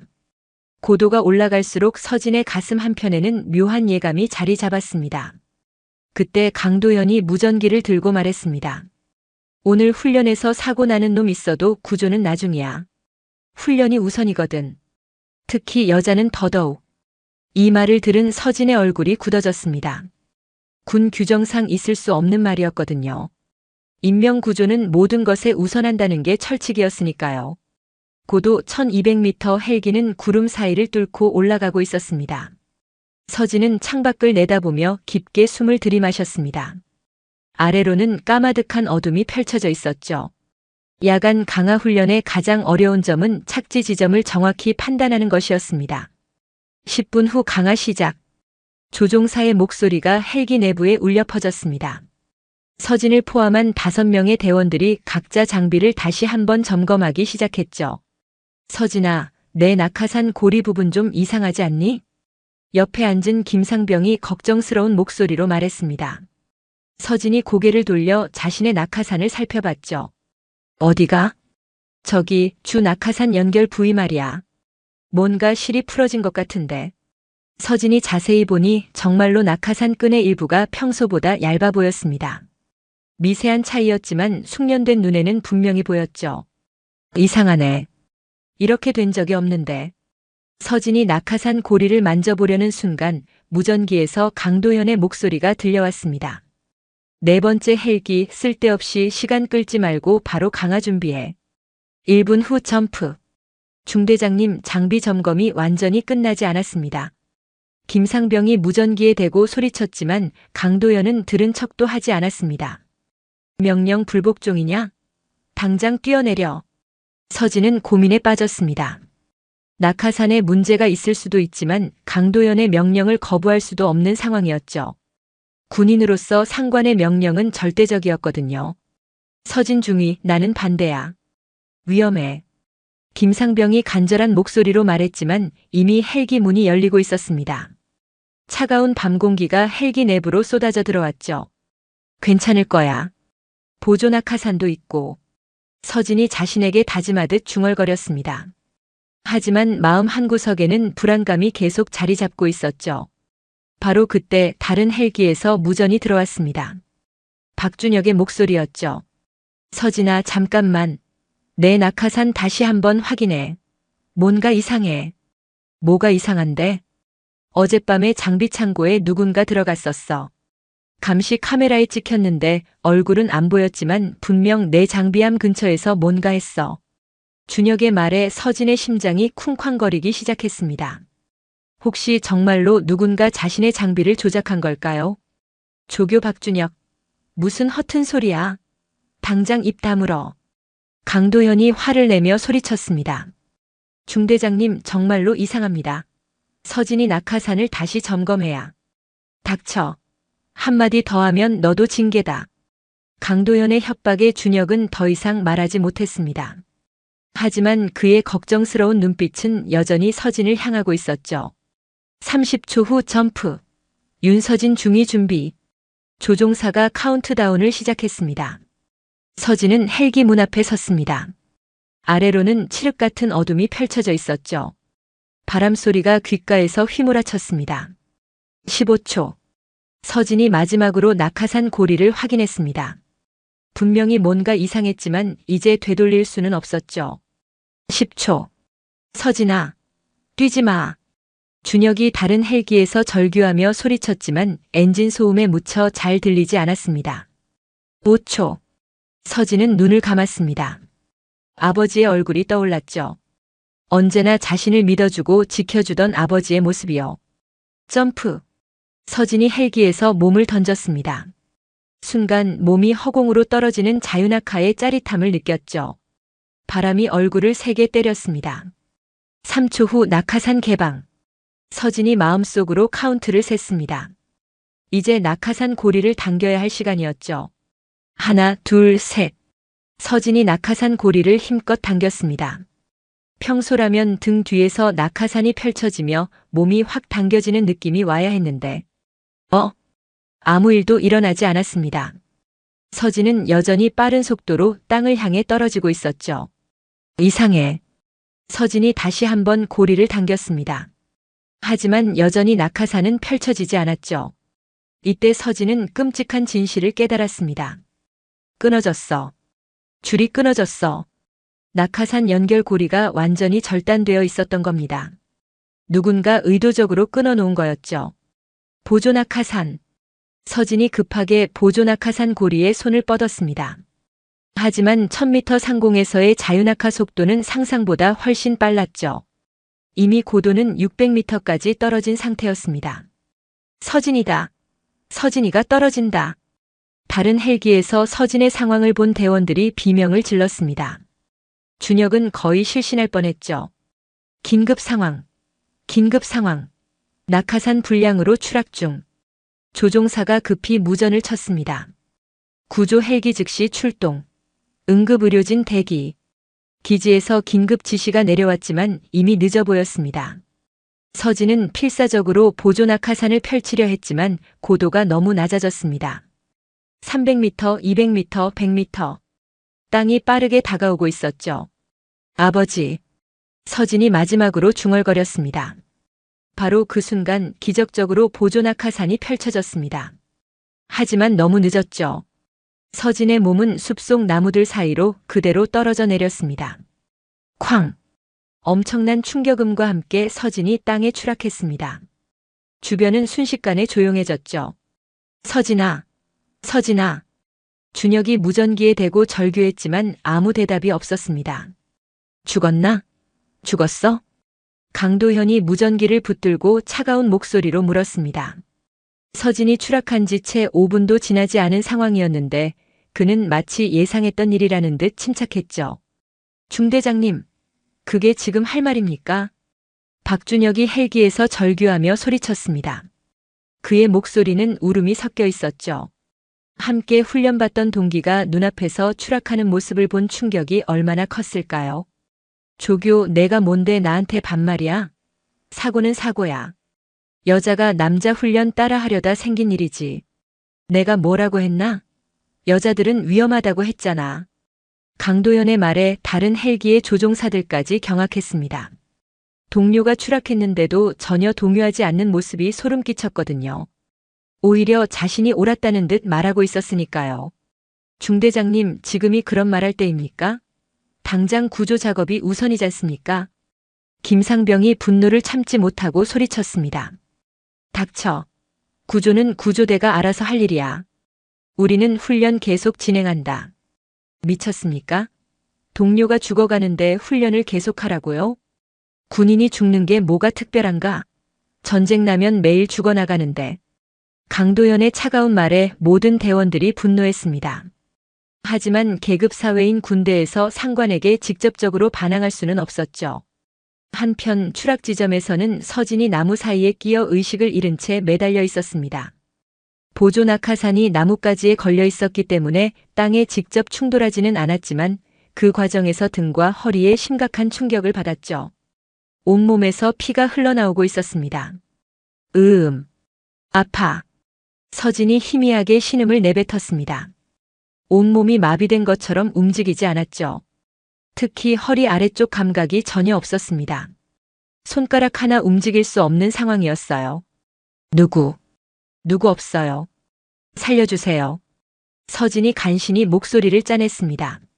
하지만 깊은 산속이라 아무도 들을 수 없었죠. 차가운 밤 공기가 상처난 몸을 파고들어 더욱 고통스러웠습니다. 아빠 도와줘. 무서워. 27살의 특전사 장교였지만 이 순간만큼은 그냥 아빠를 부르는 어린 딸일 뿐이었습니다. 바로 그때 첫 번째 구조 헬기가 도착했습니다. 하지만 나무가 울창해서 직접 착륙할 수는 없는 상황이었죠. 인명구조사 투입. 로프로 하강. 빨리 움직여. 구조대원 2명이 로프를 타고 내려갔습니다. 서진을 발견한 순간 그들의 얼굴이 굳어졌죠. 의식 있음. 하지만 척추 손상 의심. 다리 감각 없다고 합니다. 긴급 후송 필요. 혈압이 계속 떨어지고 있어. 뇌출혈 가능성 높아. 알겠다. 들것 준비. 최대한 조심해서 올려. 구조 작업이 진행되는 동안 특전사 기지에서는 긴급 보고가 올라가고 있었습니다. 부대장실은 아수라장이 되어 있었죠. 부대장님, 강화 훈련 중 사고 발생했습니다. 통신병이 떨리는 목소리로 보고했습니다. 사고? 어떤 사고? 설마 사망자가? 윤서진 중위가 낙하산 불량으로 추락했습니다. 현재 의식불명 상태로 병원 이송 중입니다. 부대장의 얼굴이 하얗게 변했습니다. 윤서진이라는 이름을 들은 순간 머릿속이 하얘졌거든요. 그녀의 아버지가 누군지 모르는 군인은 없었으니까요. 윤서진. 설마 그 윤서진? 참모총장님의? 윤철우 장군님의 딸? 네, 맞습니다. 바로 그 윤서진 중위입니다. 아니, 미쳤나? 어떻게 참모총장님 딸이 사고를 당해? 당장 참모총장님께 보고 올려. 아니, 내가 직접 전화드릴게. 부대장이 책상을 쾅 치며 소리쳤습니다. 30년 군 생활을 해오면서 이렇게 당황한 적은 처음이었죠. 부대장님, 그런데 강도현 중대장이 이상한 말을 하고 있습니다. 이상한 말이 뭐야? 여자가 남자 훈련 따라하려다 당한 일이라고, 예상했던 일이라고 하면서. 뭐? 그런 미친 소리를. 당장 강도현 중대장 부대 복귀 명령 내려. 그리고 입 다물게 해. 한편 국방부 참모총장실에서는 윤철우가 오후 회의를 준비하고 있었습니다. 딸이 오늘 강화 훈련을 한다고 했던 게 문득 떠올랐죠. 서진이는 잘하고 있겠지. 그 애는 항상 완벽하게 해내니까. 윤철우가 혼자 중얼거리던 순간 급보가 들어왔습니다. 참모실 문이 급하게 열리면서 김소령이 뛰어들어왔습니다. 참모총장님, 긴급 보고 들어왔습니다. 뭔 일인가? 그렇게 급하게 뛰어들어와서 특전사 제3수색부대에서 강화 훈련 중 사고가. 큰일 났습니다. 참모실 김소령의 목소리가 떨리고 있었습니다. 20년간 군 복무를 해온 그였지만 이런 보고를 해본 적은 없었거든요. 사고? 누구 사고? 설마 사망자가 나온 건 아니겠지? 윤서진 중위가 낙하산 불량으로 추락했습니다. 현재 응급실로 이송 중이고 척추 손상이 심각하다고 합니다. 그 순간 윤철우의 손에서 서류가 떨어졌습니다. 55년 동안 살아오면서 6.25 전쟁 참전 용사였던 아버지의 피를 이어받아 수많은 위기를 극복해온 그였지만 이 순간만큼은 완전히 무너져 내렸죠. 뭐라고? 서진이가? 내 딸이? 네. 의식은 있지만 하반신 마비 가능성이 높다고 합니다. 지금 응급수술 준비 중입니다. 윤철우의 얼굴에서 핏기가 완전히 사라졌습니다. 그리고 곧 분노가 치밀어 올랐죠. 그의 눈빛이 차가워지기 시작했습니다. 낙하산 불량이라고? 그럴 리가 없어. 서진이는 장비 점검을 완벽하게 하는 애야.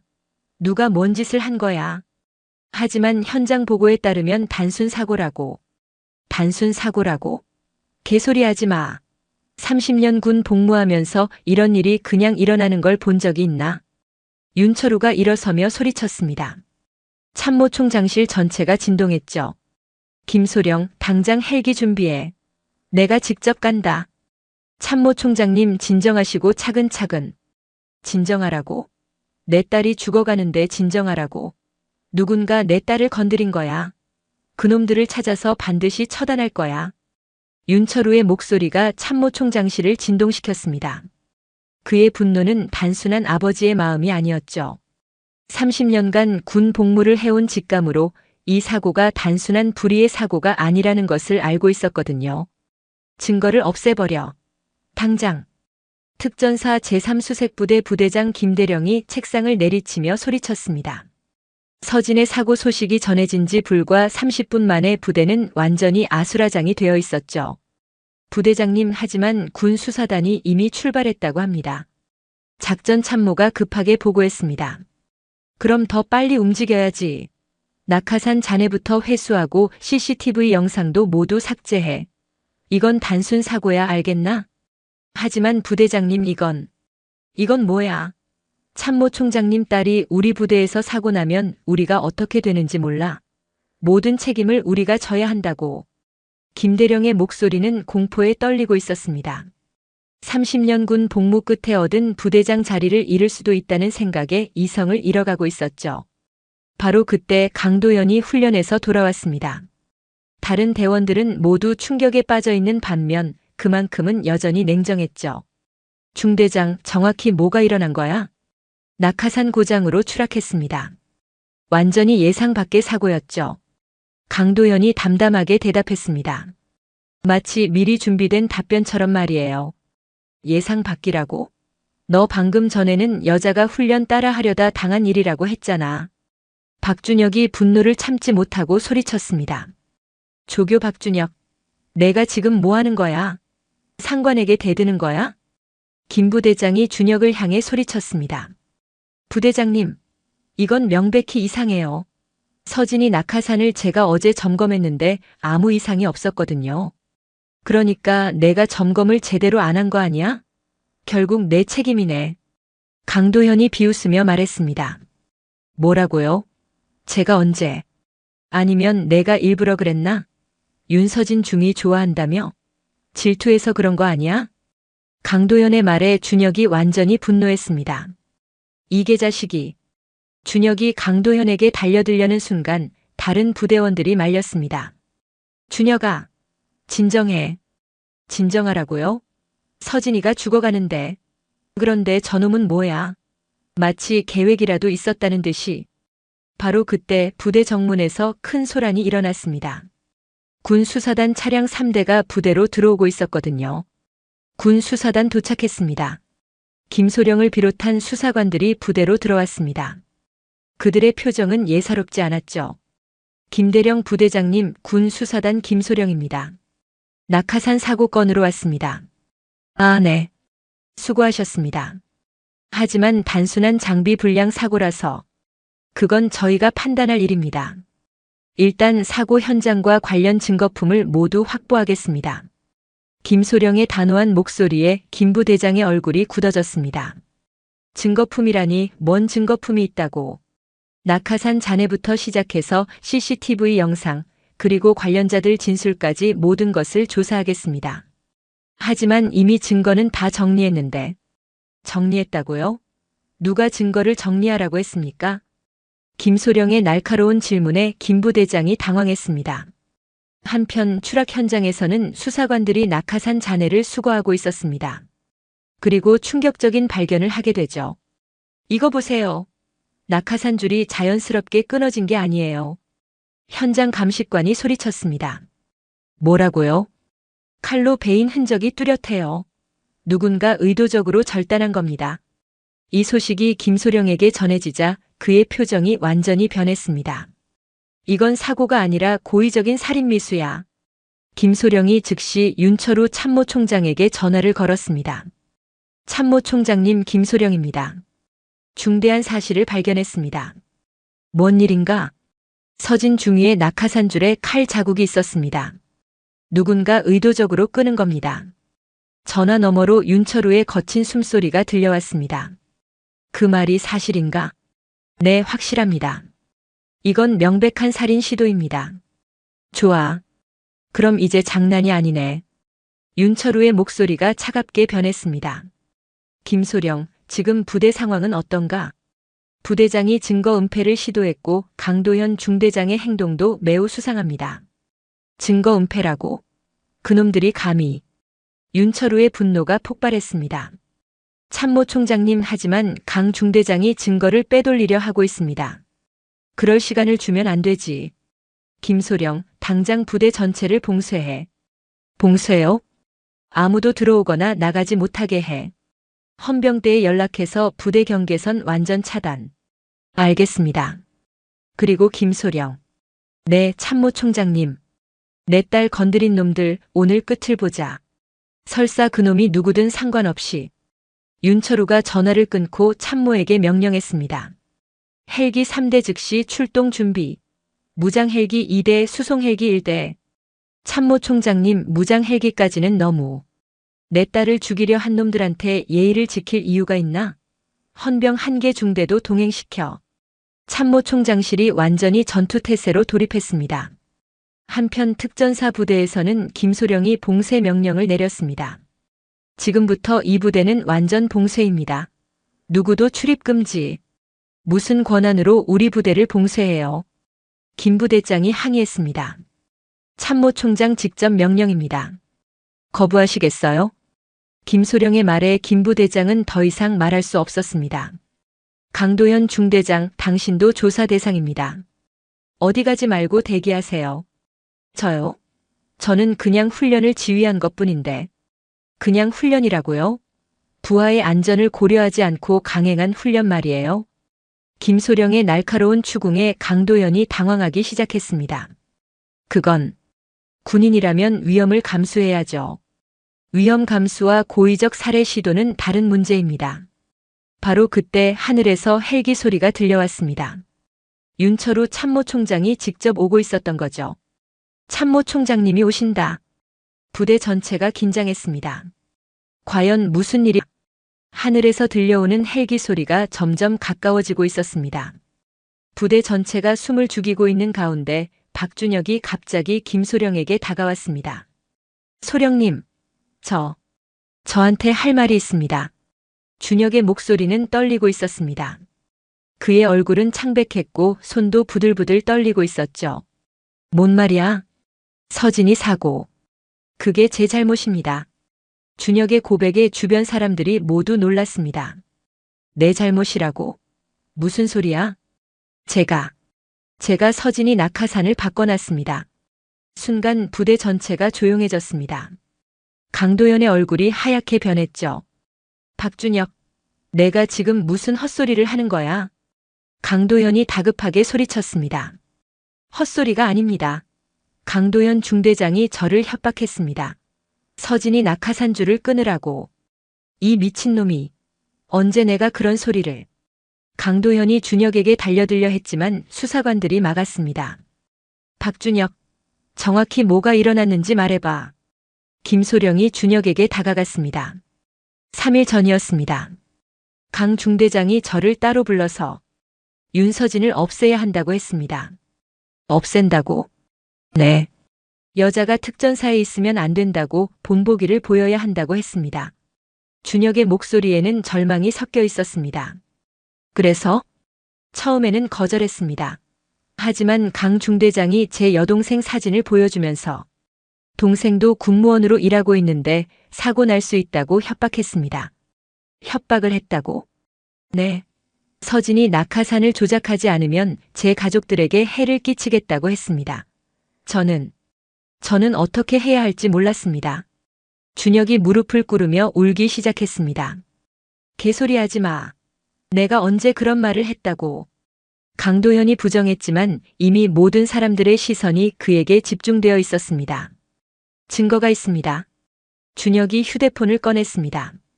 강 중대장이 협박할 때 녹음했습니다. 뭐? 준혁이 휴대폰의 재생 버튼을 눌렀습니다.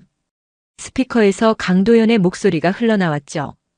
박준혁, 윤서진 그년 때문에 우리 부대 분위기가 엉망이야. 여자가 남자들 사이에서 설쳐대니까. 중대장님 그런 식으로 말씀하시면. 닥쳐. 내가 낙하산줄을 살짝 건드려. 죽지는 않을 정도로만. 그냥 다치게만 해서 전속시키면 돼. 그건 안 됩니다.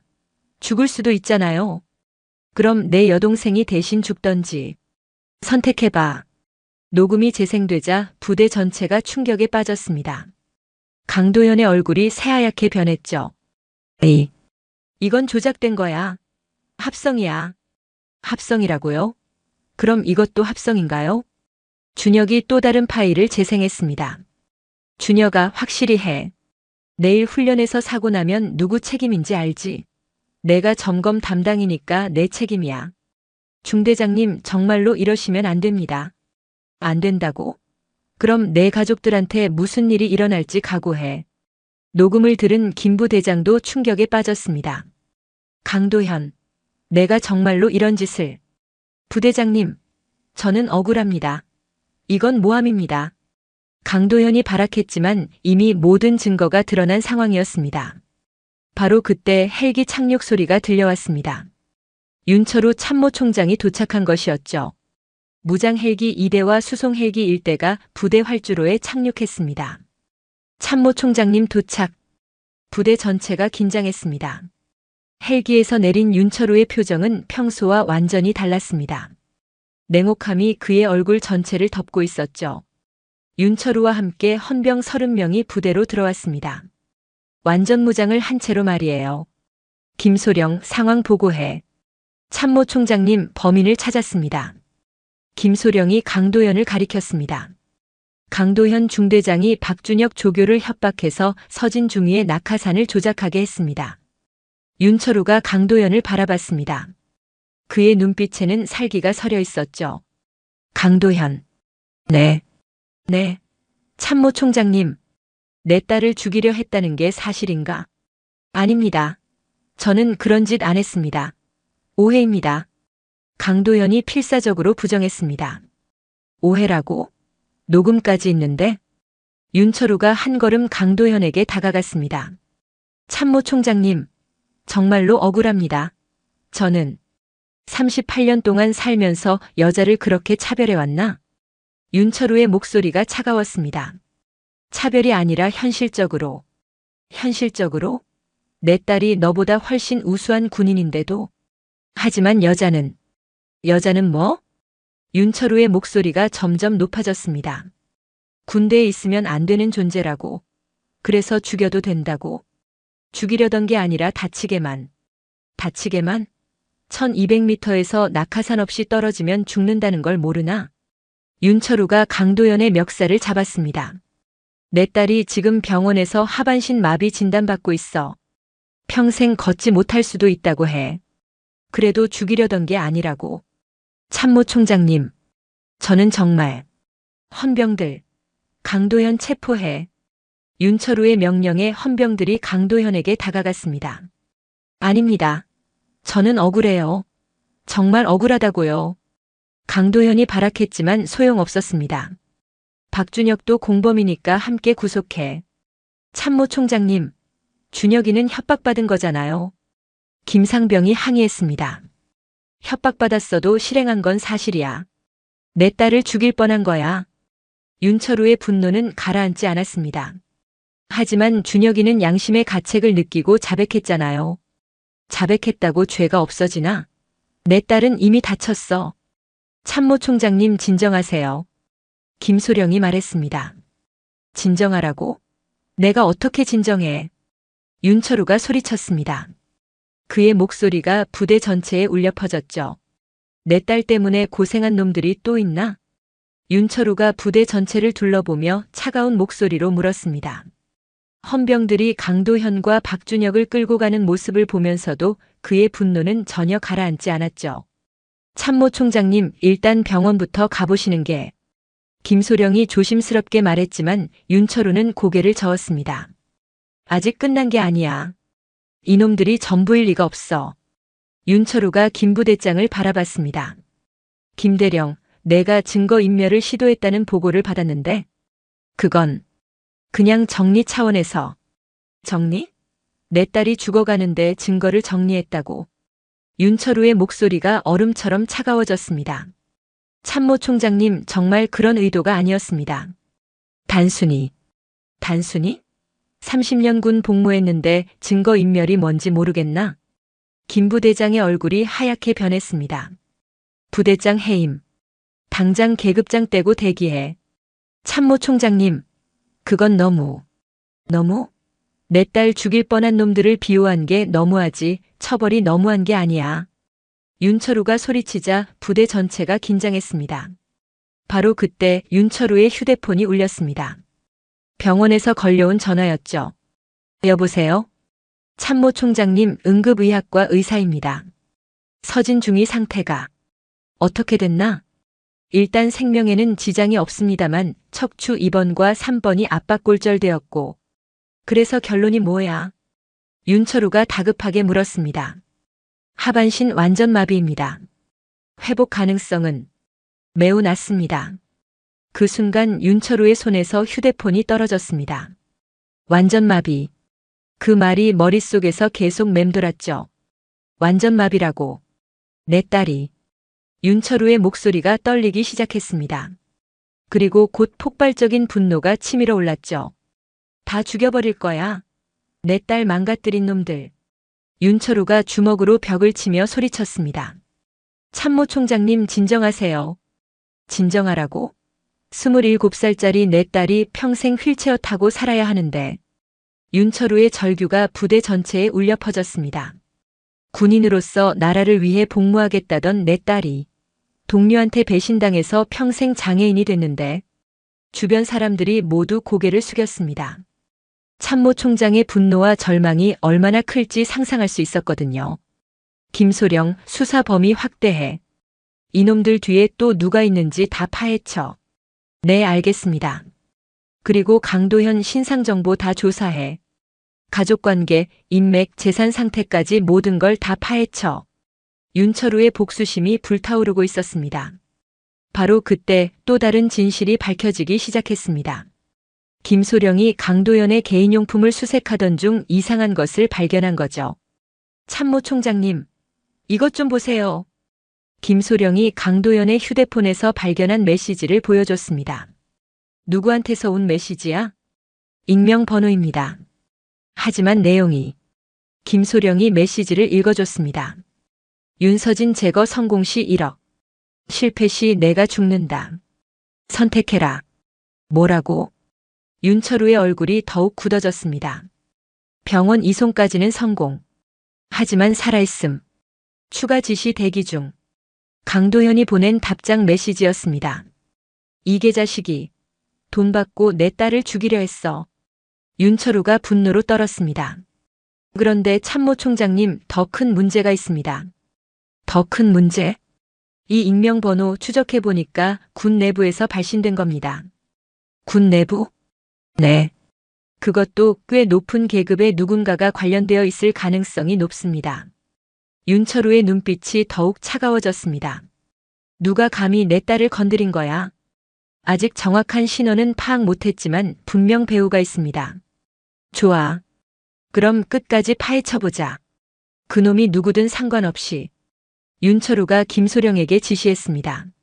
모든 통화 기록 분석하고 강도현과 접촉한 모든 사람들 조사해. 돈이 어디서 왔는지도 추적해. 네, 바로 시작하겠습니다. 한편 구속된 강도현은 헌병대에서 계속 발악하고 있었습니다. 나만 나쁜 놈이냐? 뒤에서 지시한 놈이 따로 있다고. 그럼 누가 지시했는지 말해봐. 수사관이 물었습니다. 그걸 말하면 내가 죽어. 그놈들은 진짜 위험한 놈들이야. 누군데? 군 고위층이야. 윤서진을 제거하라는 명령을 받았다고. 강도현의 고백이 수사관들을 놀라게 했습니다. 고위층이라니 누구 말이야? 모르겠어. 중간에 누가 전달해줬는데 그냥 별이 많은 누군가라고만. 별이 많다고?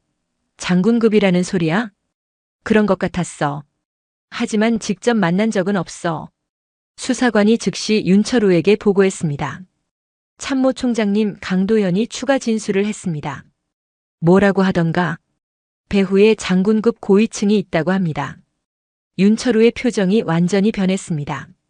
단순한 개인적 원한이 아니라 조직적인 범죄라는 뜻이었거든요. 장군급이라고? 네. 하지만 정확한 신원은 모른다고 합니다. 그럼 내가 직접 만나봐야겠네. 윤철우가 일어섰습니다. 참모 총장님, 강도현과 직접 대면하겠어. 그놈 입을 열게 하겠어.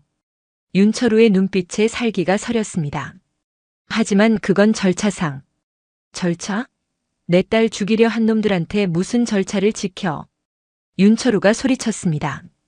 지금 당장 헌병대로 가자. 그놈들 입을 하나하나 열게 만들 거야. 참모 총장의 분노는 더 이상 막을 수 없었습니다. 과연 누가 윤서진을 제거하라고 명령한 것일까요? 헌병대 조사실. 차가운 형광등 불빛 아래 강도현이 수갑을 찬 채 앉아 있었습니다. 그의 얼굴은 이미 절망으로 일그러져 있었죠. 문이 열리면서 윤철우가 들어왔습니다. 참모 총장의 위압감이 좁은 조사실을 가득 채웠습니다. 강도현. 윤철우의 목소리는 얼음보다 차가웠습니다. 참모 총장님. 강도현이 떨리는 목소리로 대답했습니다. 내 딸을 죽이려 한 이유가 뭐야? 그건 그냥 돈 때문이야? 아니면 여자가 싫어서야? 윤철우가 강도현 앞에 앉았습니다. 두 사람의 거리는 불과 1미터였죠. 둘 다예요.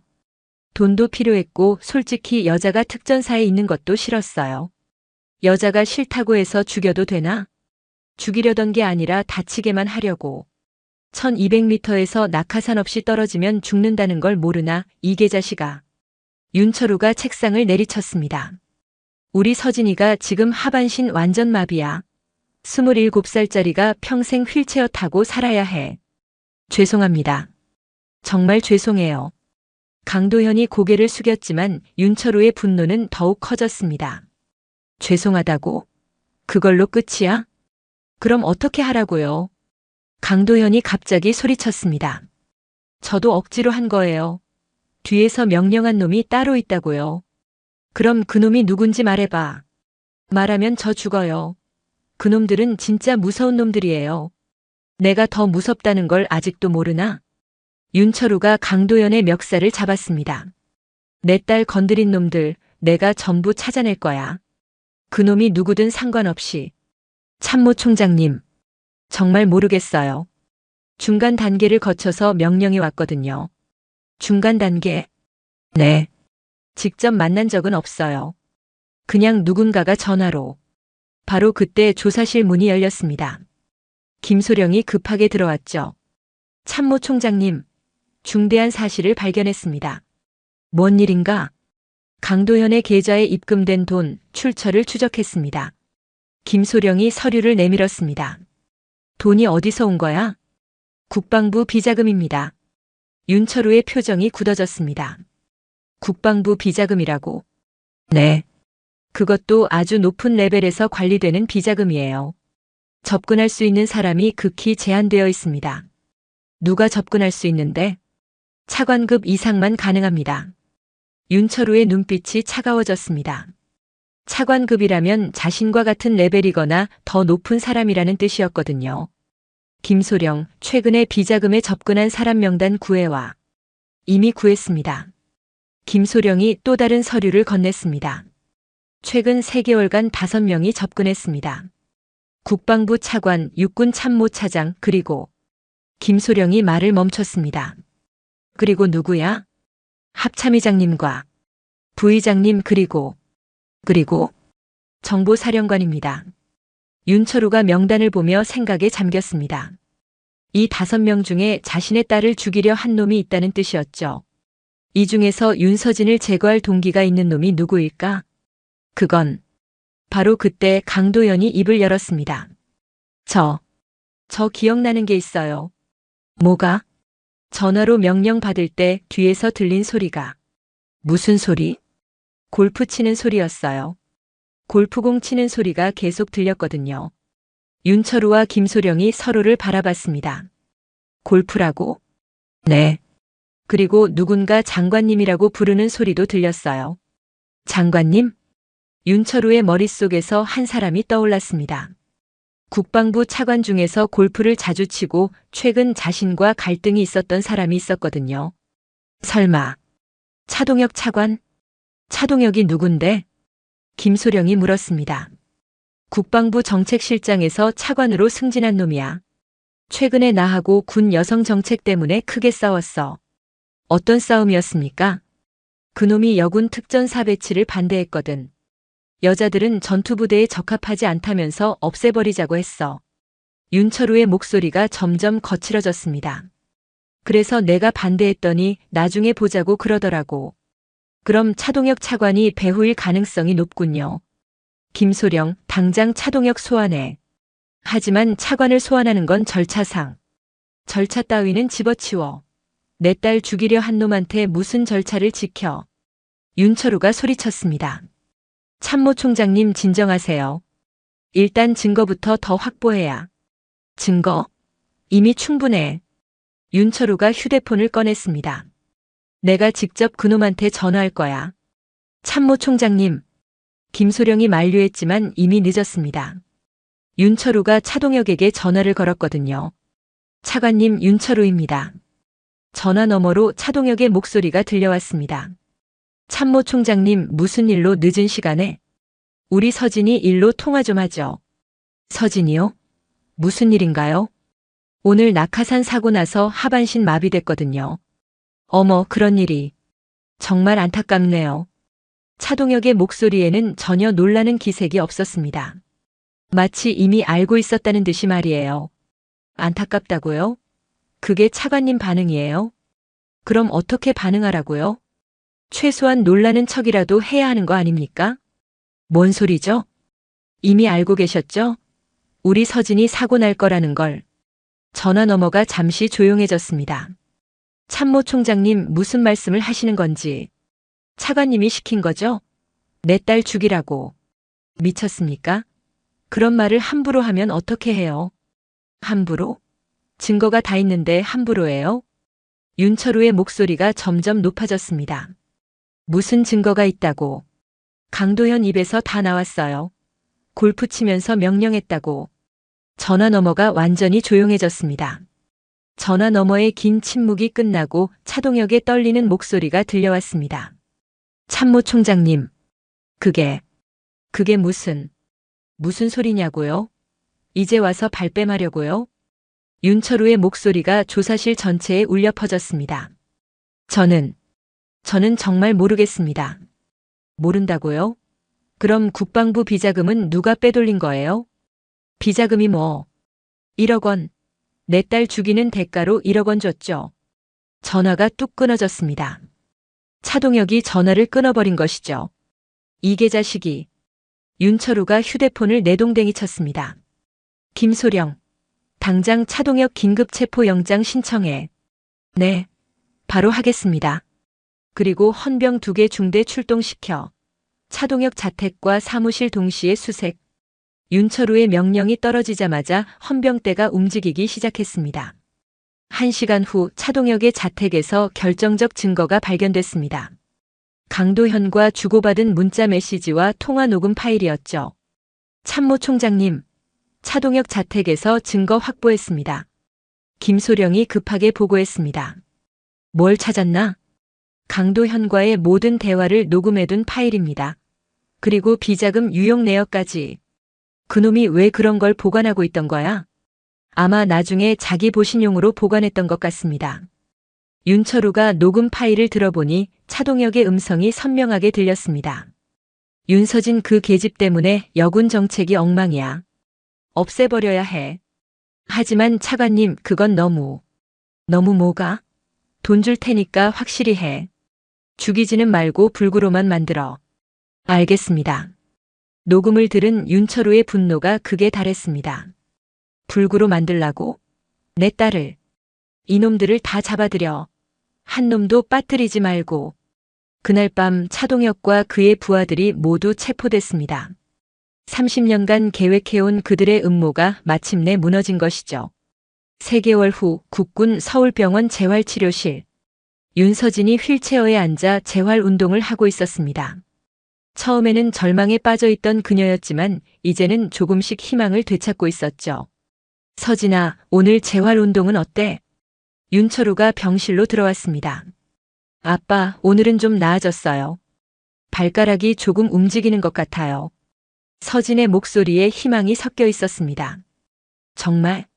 의사 선생님은 뭐라고 하시던? 기적이 일어나고 있다고 해요. 완전 회복까지는 시간이 걸리겠지만 불가능하지는 않다고요. 윤철우의 눈가에 눈물이 맺혔습니다. 다행이다. 정말 다행이야. 아빠, 그런데 저 군대 그만둘까요? 서진이 조심스럽게 물었습니다. 그만둔다고? 이렇게 된 마당에 계속 군인으로 있을 수 있을까요? 다른 사람들 눈치도 보이고. 윤철우가 서진의 손을 꼭 잡았습니다. 서진아, 내가 포기하면 안 돼. 하지만 아빠, 너 때문에 군대가 바뀌고 있어. 여군에 대한 인식이 완전히 달라졌다고. 정말요? 그럼.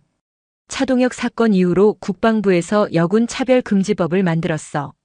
그리고 모든 부대에 여군 보호 규정도 신설됐고. 서진의 눈빛이 조금씩 밝아졌습니다. 그리고 서진아. 네? 내가 더 높이 올라가서 내 밑에 있는 여군들을 지켜야 해. 내가 포기하면 다른 여군들은 어떻게 해? 아빠 말이 맞아요. 제가 포기하면 안 되죠. 서진이 다시 결의를 다졌습니다. 6개월 후 기적이 일어났습니다. 서진이 다시 걸을 수 있게 된 것이죠. 의료진들도 놀랄 정도의 회복력이었습니다. 서진 중위 정말 대단하십니다. 완전히 회복되셨네요. 담당 의사가 감탄하며 말했습니다. 감사합니다. 포기하지 않아서 가능한 일이었던 것 같아요. 서진이 미소를 지으며 대답했습니다. 복귀 후 1년 특전사 부대는 완전히 달라져 있었습니다. 강도현 사건 이후 모든 부대에서 여군 차별이 철저히 금지됐고 오히려 여군들을 더욱 배려하는 문화가 자리 잡았죠. 서진 소령 축하드립니다. 박준혁이 서진에게 축하 인사를 건넸습니다.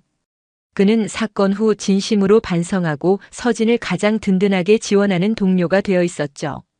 고마워 준혁아. 내가 양심 고백을 해줘서 진실이 밝혀질 수 있었어. 정말 죄송했어요. 그때 제가 더 용기를 냈어야 했는데. 이제 됐어. 우리 앞만 보자. 서진이 준혁의 어깨를 두드렸습니다. 그로부터 2년 후 국방부 대회의실. 윤서진 소령을 특전사 제1대대장으로 임명한다. 국방장관의 발표에 회의실이 박수로 가득 찼습니다. 대한민국 최초의 여성 특전사 대대장이 탄생하는 순간이었죠. 대대장님, 축하드립니다. 부하들이 일제히 축하 인사를 건넸습니다. 감사합니다. 앞으로 더 열심히 하겠습니다. 서진이 당당하게 대답했습니다. 임명식이 끝난 후 윤철우가 딸에게 다가왔습니다. 서진아, 정말 자랑스럽다. 아빠, 모든 게 아빠 덕분이에요. 아니야. 내가 포기하지 않았기 때문이야. 앞으로도 더 열심히 할게요. 제 밑에서 일할 여군들을 잘 보호하고 지도하겠어요. 그래, 그게 바로 내 역할이야. 윤철우가 딸을 자랑스럽게 바라봤습니다. 서진의 사무실 벽에는 액자 하나가 걸려 있었습니다. 포기하지 않는 자에게는 기적이 온다라는 문구와 함께 낙하산 사고 당시 찍은 사진이 있었죠. 그것은 서진에게 언제나 초심을 잃지 않게 해주는 소중한 기념품이었습니다. 대대장님, 오늘도 훈련 나가시나요? 부관이 물었습니다. 그럼요. 군인이 훈련하지 않으면 뭐겠어요? 서진이 밝게 웃으며 대답했습니다. 그리고 서진은 오늘도 부하들과 함께 훈련장으로 향했습니다. 더 이상 차별받지 않는 진정한 실력으로 인정받는 군인으로서 말이죠. 오늘 이야기 어떠셨나요? 과연 절망적인 상황에서도 희망을 포기하지 않는 것이 얼마나 중요할까요? 하반신 마비 진단을 받은 윤서진이 재활치료를 통해 기적적으로 회복하며 대한민국 최초 여성 특전사 대대장이 된 것처럼 어떤 시련도 굴복하지 않는 의지가 있다면 반드시 극복할 수 있습니다. 그렇다면 부모의 사랑은 어디까지 확장될 수 있을까요? 별세 참모총장이라는 최고위직에서도 딸을 위해 모든 것을 걸고 진실을 밝혀낸 윤철우의 모습은 진정한 부모의 사랑이 무엇인지 보여줍니다.